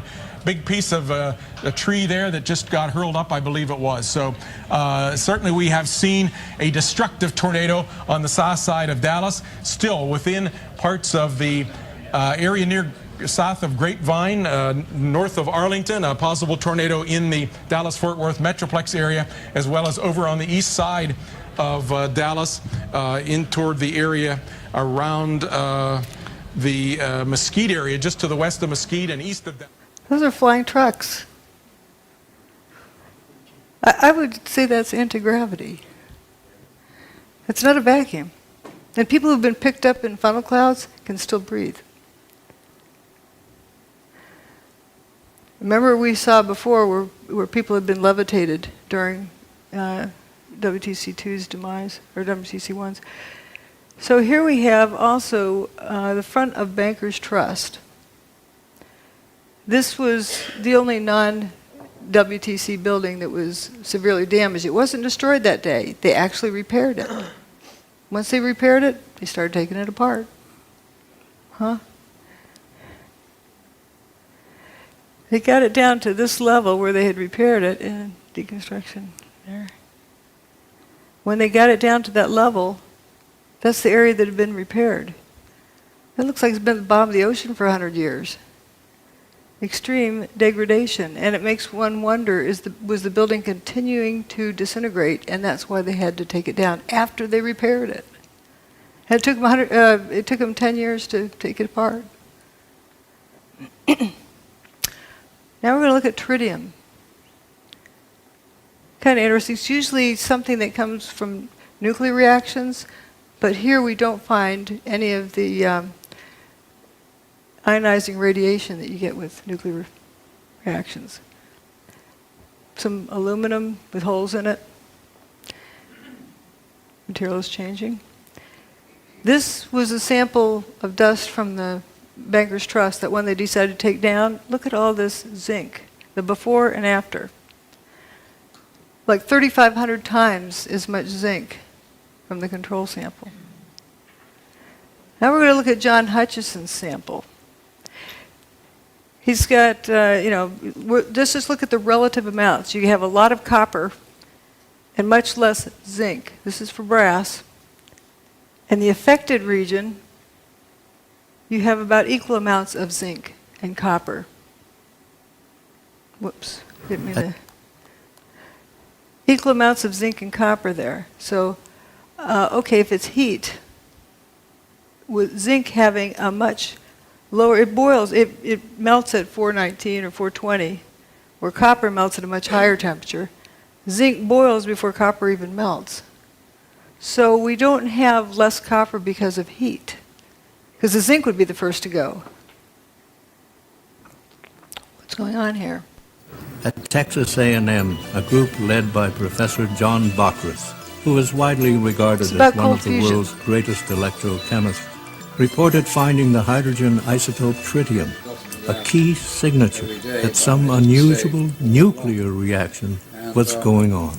The first thing was this thing called tritium, which was a sub-form of hydrogen which should not exist except in extremely tiny quantities.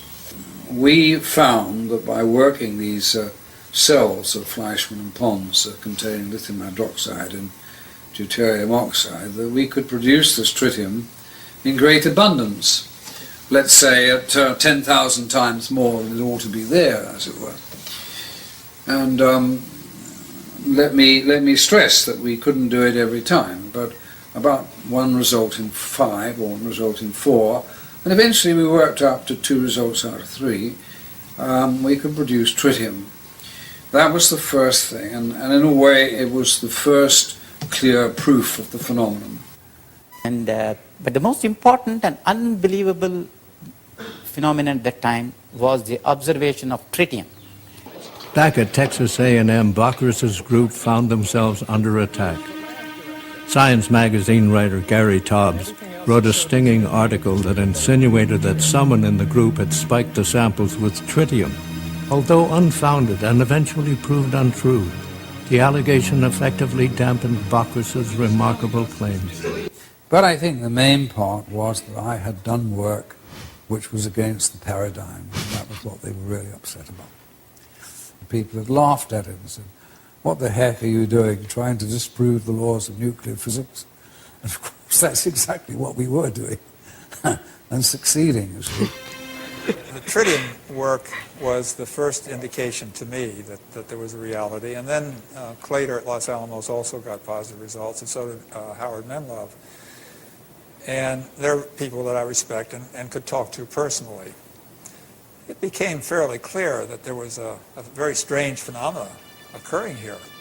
There are also, in similar experiments sometimes, and rather dissimilar experiments sometimes, evidence of an anomalous nuclear process.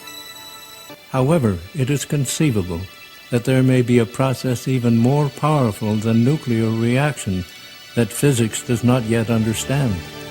That is the mystery of cold fusion.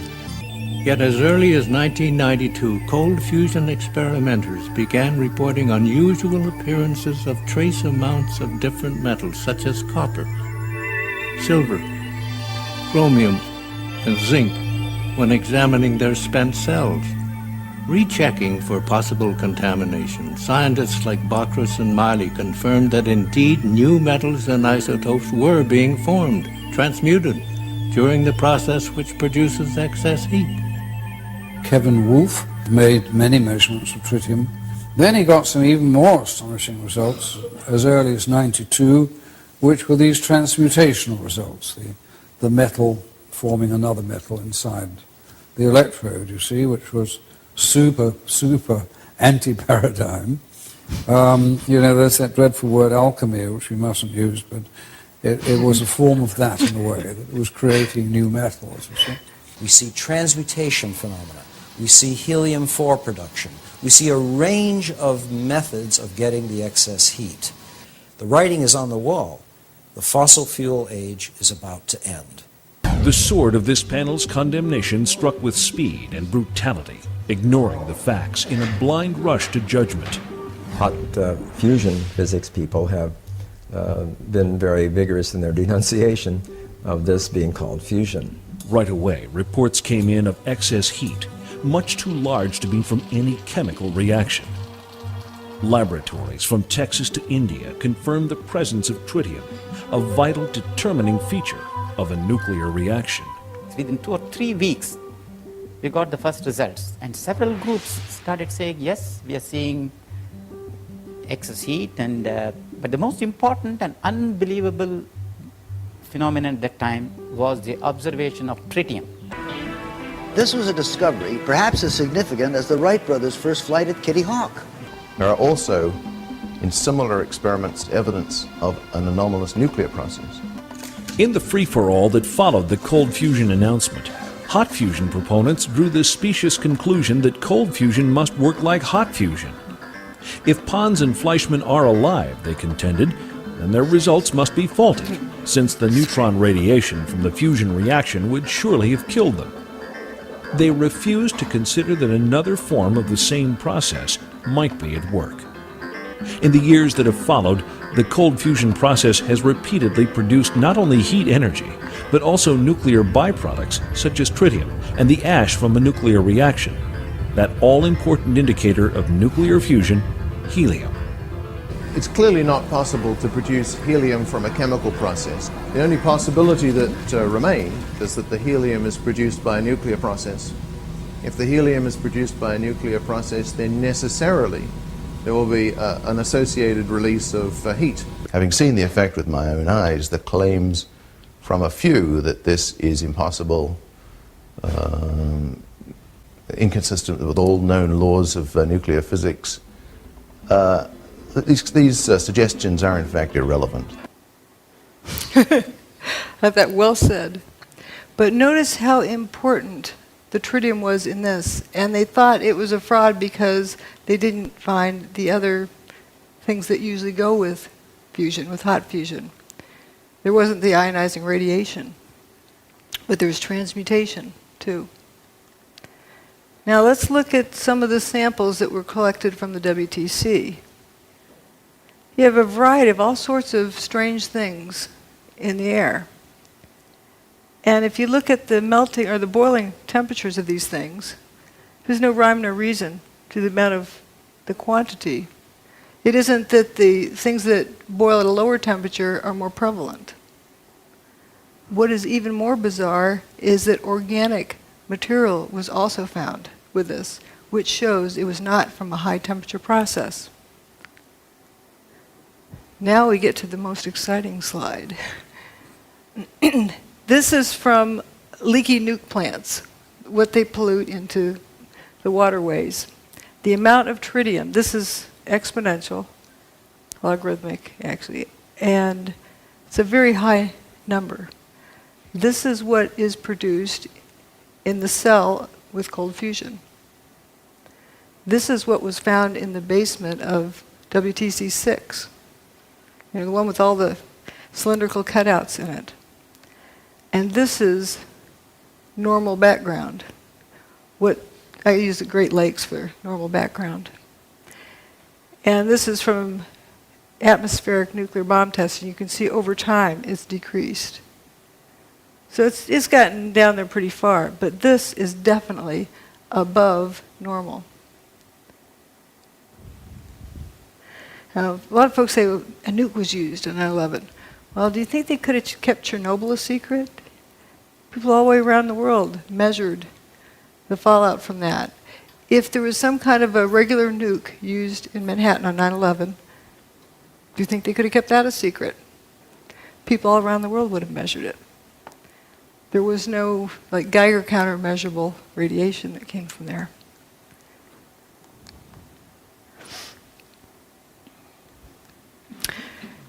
Here are some relative numbers. If compared to what was measured at the World Trade Center in terms of tritium, the background levels are 1/50th. What was measured with cold fusion is 50 times that, but that was in a cell. Keep in mind, the World Trade Center had fire hoses on it. The hurricane rained on it. It was diluted down somewhat. Leaky nuclear plants have 18,000 times that. What was measured at the World Trade Center was definitely above background levels, 50 times background levels. There was tritium there. Now, why? Seems to have a lot in common with cold fusion. Some other categories we didn't look at, the so-called jumpers. Uh-oh. There he goes. We refer to them as jumpers, but did they really jump? They left the building, but we don't know why. Here's the airplane-shaped hole. This wingtip always gets to me, how thin it is. And we have some interesting people up here hanging out of the 105th floor. Closer look, looks like this guy's taking his pants off. This guy has his shirt off. If there's a fire in there, your clothes protect you from fire. We don't see smoke coming out these windows. What's going on here? Why on earth would someone want to take their clothes off outside the building? They want to live. They're hanging on to the building. This guy's hanging from one hand and one foot, taking his pants off. Let's say he has some weird fetish that he just needs to take his pants off. Well, if there's smoke inside, you take it a big deep breath, step in, get the pants off, step back out. Why hang from the outside of the building? Well, if I were there and if I was told the building's on fire, I'm going to head to the bathroom right away before we lose water pressure. Wet down whatever extra clothing I have around, wrap it around my head, and head for the stairs. I'd be wet. If the fire sprinklers came on, I'd be wet. If they didn't come on, it was hot, I'd be wet, sweating. Good chance that their clothing was wet. Now, why would they want to take off wet clothing? You ever heard of active denial system? I'm not saying that's what this is, but just as a parallel. It's a microwave, they put it for crowd control. And it makes you think that you're burning up, so you just have to get out of there. You just leave no matter what. You don't think about it. So maybe some people were jumping from that. Would be a good reason why you'd want to take your wet clothes off. Microwave is many times worse for wet clothing. I don't know if that's what it was, but it's consistent with something like that going on inside the building, but not outside the building. And we do know the building was turning to dust inside for the hour before its demise. There's people who say it was thermite. Okay. What? Reports of it, as well as, evidence of it in other ways. But there's a cute story about a new probationary officer, first day out of school for being a firefighter, and he's supposed to stick with his boss. And they get up to some place, and the boss says, "All right, everybody, drop everything and go down a few stairs." And they get down there, and then they eventually start going back up again. And the boss says, "Well, where's your mask?" "Well, you said to drop everything." So, but the poor guy. So the boss said, "You get out of here." So here's this firefighter making his way down the stairs. He gets down to the 3rd floor, and 100% of the light is blocked out because he described it as having been turned to dust. He knew it wasn't smoke because he could breathe, but the floor had turned to dust. It was completely filling the air. There's a lot of stories similar to that. Now, there were folks who somehow believed that thermite had something to do with it. Well, let's see if we can make some. You have a steel structure, the towers, with aluminum cladding. Let's see if you grind them up. And you end up with rust and aluminum powder. You know what that is? Thermite. Those are the ingredients of thermite. So those ingredients are going to be there anyway. But what does thermite do? Well, here's a test of thermite here. Welding a railroad thread. Blinded by the light. There was something missing in Manhattan that day. People weren't blinded by the light. If there was nukes that went off, people would be blinded by the light. That's how they weld roadblocks.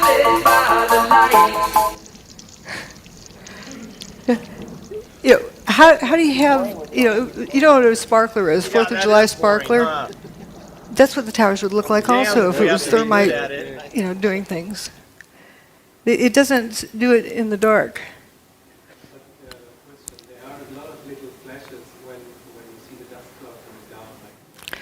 Right, but it's not like, thermite. That's another thing to talk about later. There is something, I call them sparkles and sprinkles. But let's, there's a whole lot of different things that, different areas, but that is a good thing to notice. Now, there's hot directed energy weapon systems and there's cold ones. And looking at all, some people need to see things in a data table. We have low heat, unburned paper, low seismic impact, minimal debris, bathtub survives. Material-specific effects, door latches, trunk lids,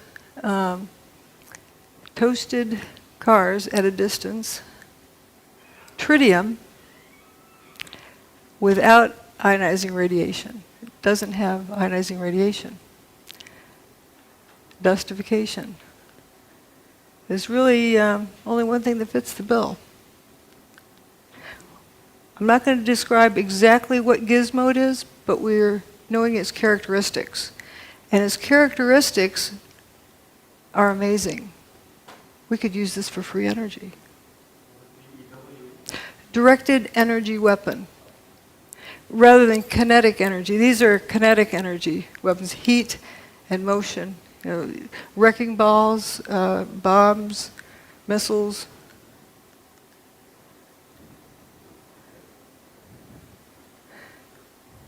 This is from 1989. Science by Press Conference. Is it a shortcut to fusion energy? I don't want to disappoint anyone. I think I'll read my lips answer here, and then I'll carry on. I think that'll become clear why I'm saying that. Can you read my lips on that back in the back? It says no. Energy is a long way off. That's why I say no. This is our result. It's just way off. It's I think a door that's open to us, but really a door on physics more than on energy. Geophysics in particular could be an interesting area. Don't go there, don't research there. But then he calls for a vote, and he holds up his hand. Let's vote to destroy the careers of Pons and Fleischmann, and vote that it's not science. Why I'm bringing this up is we want to be sure this doesn't happen again. Harry raises his hand. Department of Energy funding. And we have Steve Koonin, who was just appointed by the first administration of Obama to an undersecretary of the Department of Energy. And these guys are thinking about raising their hand.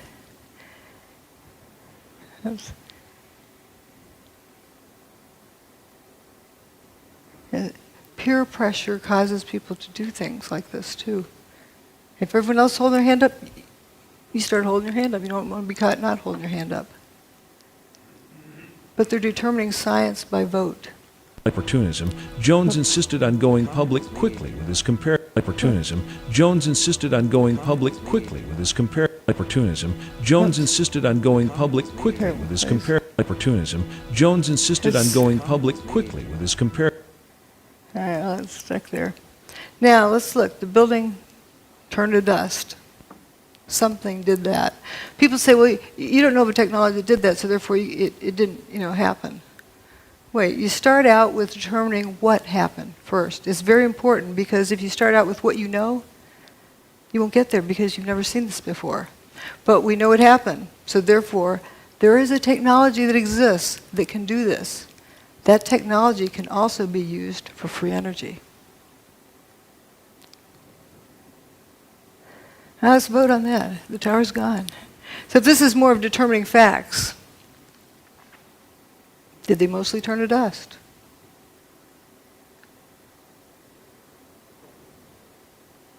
There exists a technology that instead of molecules being attract each other, they repel each other.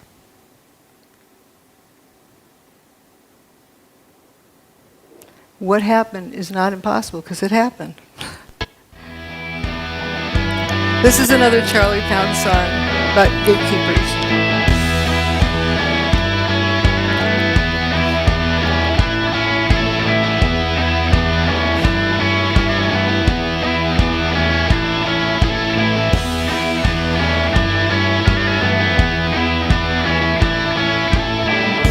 So there you go, following them, but you don't know. You just leads to one end. The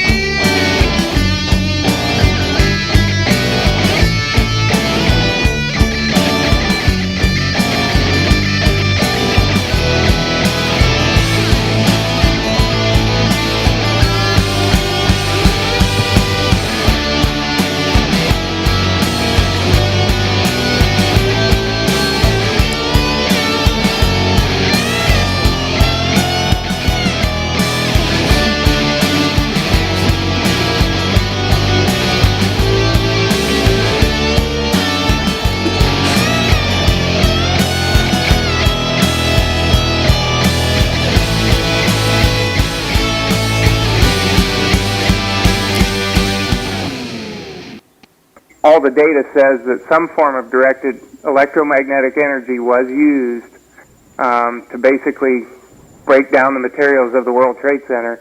And the connections that Jones has between the cold fusion experience that everybody can read about in Dr. Malaw's book, and with what's going on right now with the 9/11 situation, it's just a mirror image of him muddling up and then, trying to get public opinion against, whoever his target is. In this case, it's Dr. Judy Wood. In the previous case, it was Pons and Fleischmann.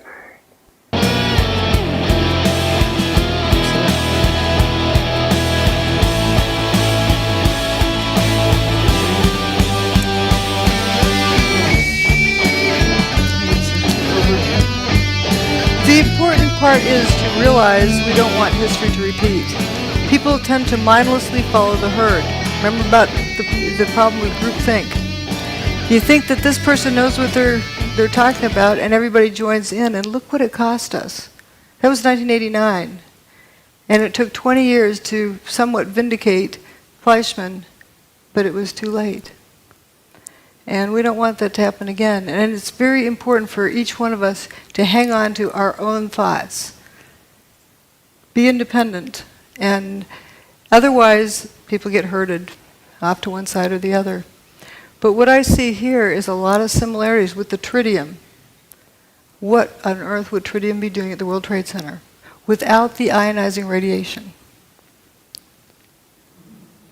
Yeah, it has transmutation, a lot of other things.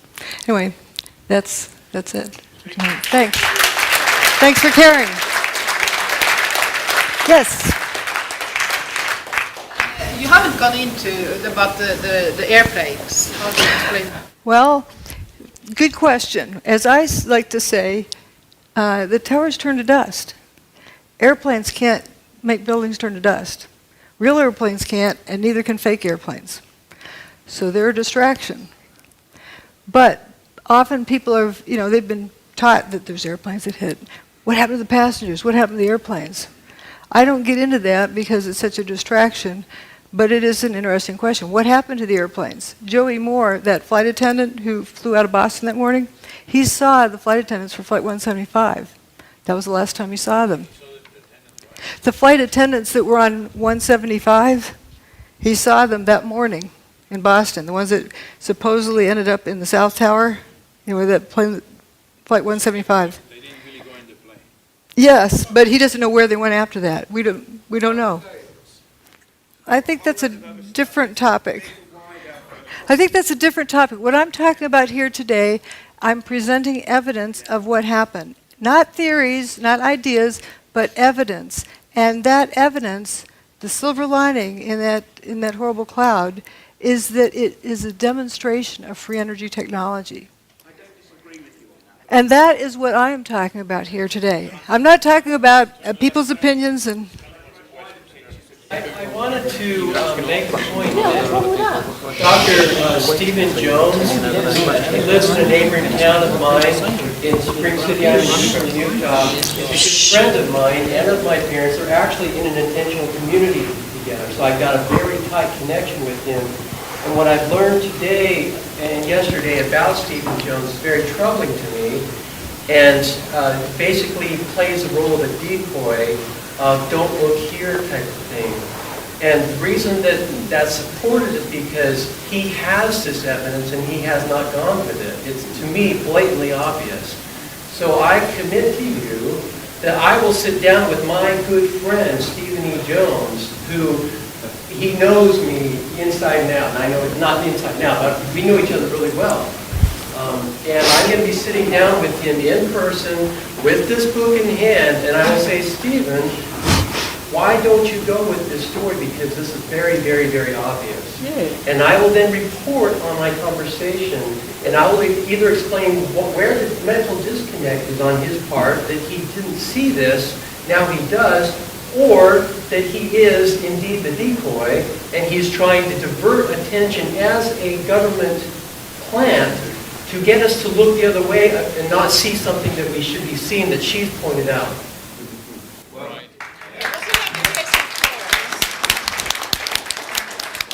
Thank you. Yes. Yeah, in addition to that, I mean, your story is so crystal clear, actually, that I'm curious. I can see that you don't get staged on mainstream television. Oh.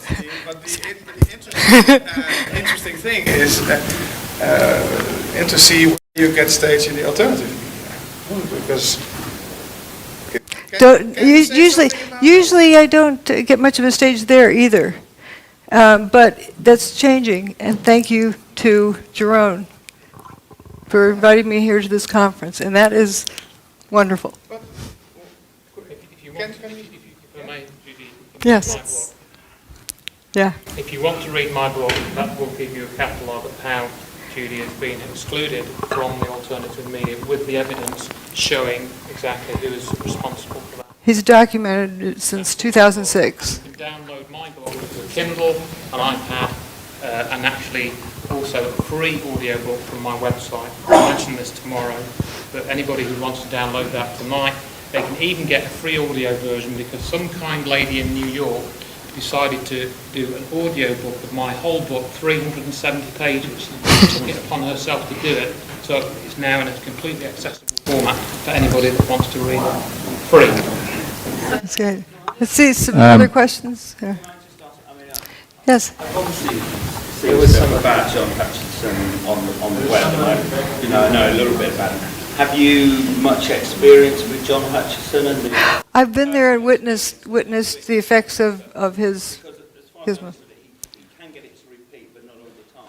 Oh, he can get to repeat whenever he wants to. If you want a demonstration, he can get within 20 minutes. He has the thing warmed up and going.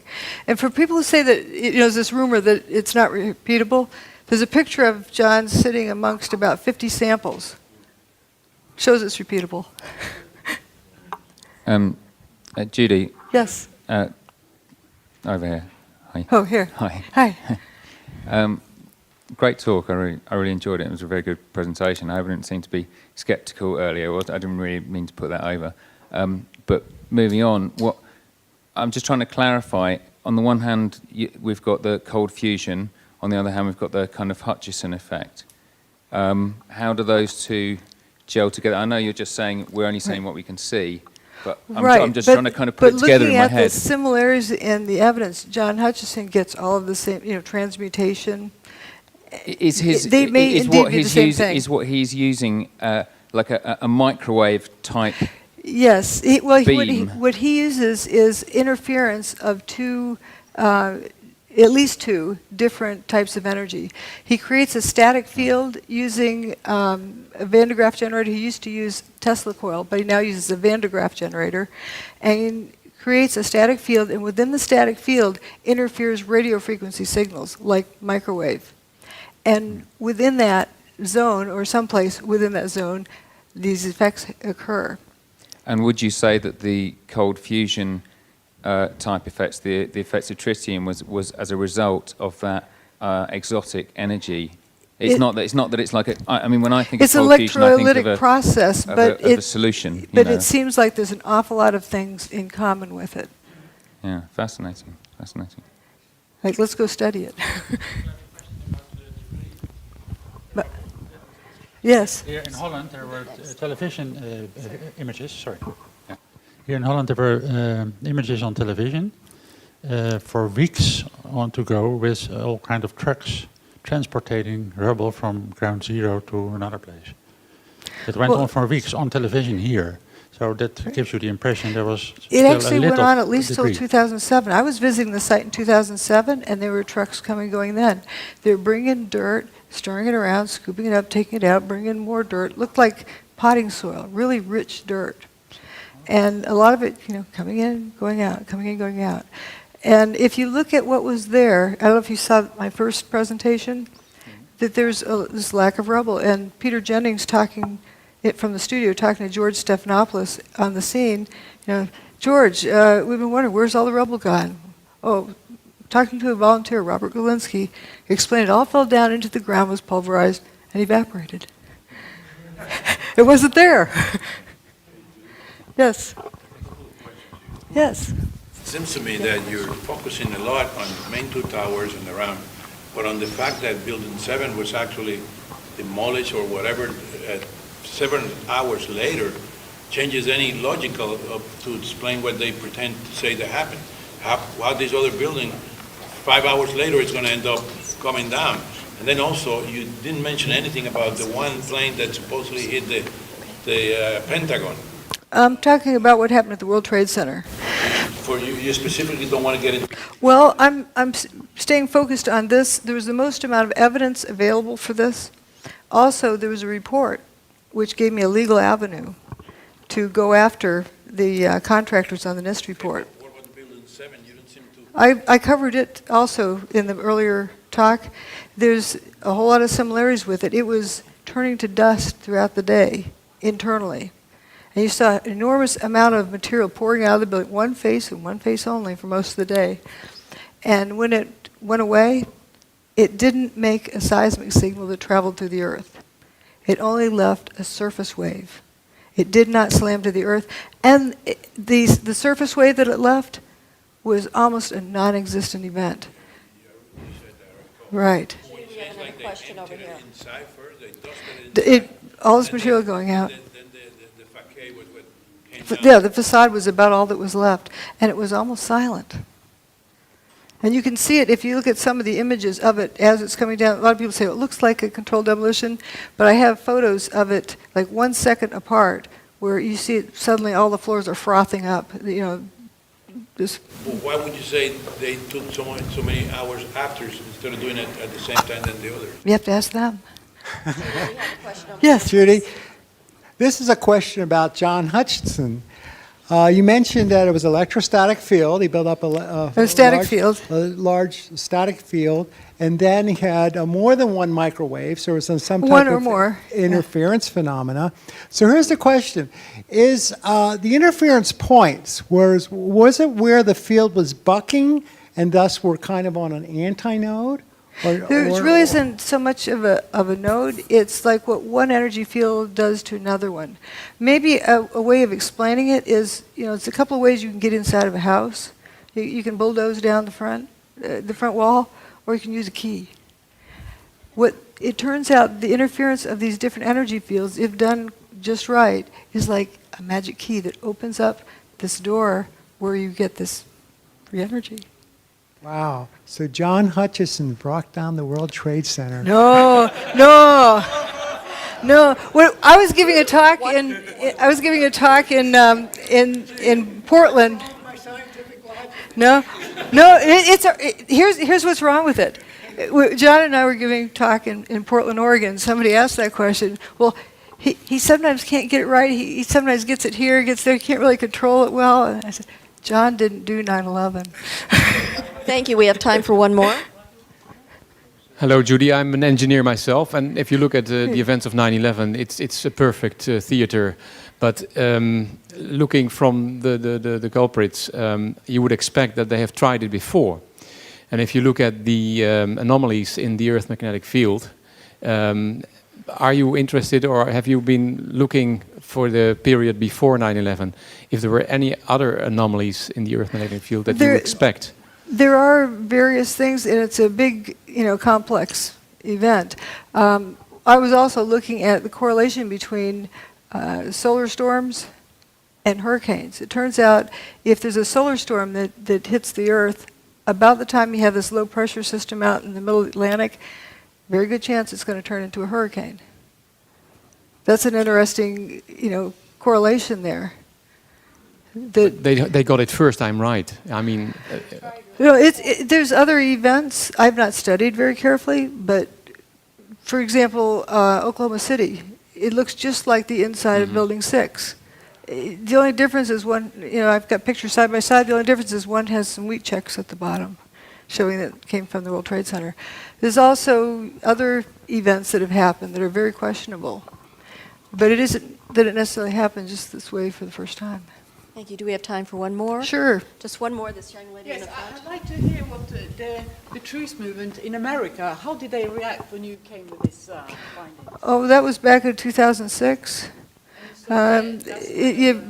For example, I'll go ahead and say it. Stephen Jones tells people that I'm talking about ray beams from outer space, or space beams. He's also the person that coined the term cold fusion for ridicule. It's not really the typical fusion. It's a different kind of process. And that helped sink it. And I remember an interview with Martin Fleischmann. He was asked if he had any regrets. He said, yes, letting my competitors call this cold fusion. Yeah, I never let people call it space beams, but I don't get on the air and somebody else does. But there's most of the people in the truth movement have genuine interest. They're sincere people. But there's collection agencies, I call them. They collect people, render them useless, keep them out of trouble. And anytime we get pulled into a group, or like what somebody recently told me, if you find yourself on a garden path, leave the garden. And that is sort of what happens with these organizations. And people tend to go with the flow. They tend to go with peer pressure. Let's have a vote about whether or not to trash somebody's career. Instead of look, what did these guys find? Let's go look at it. Ladies and gentlemen, Dr. Judy Wood, we appreciate her knowledge, her courage, and her willingness to share. Thank you. Thank you.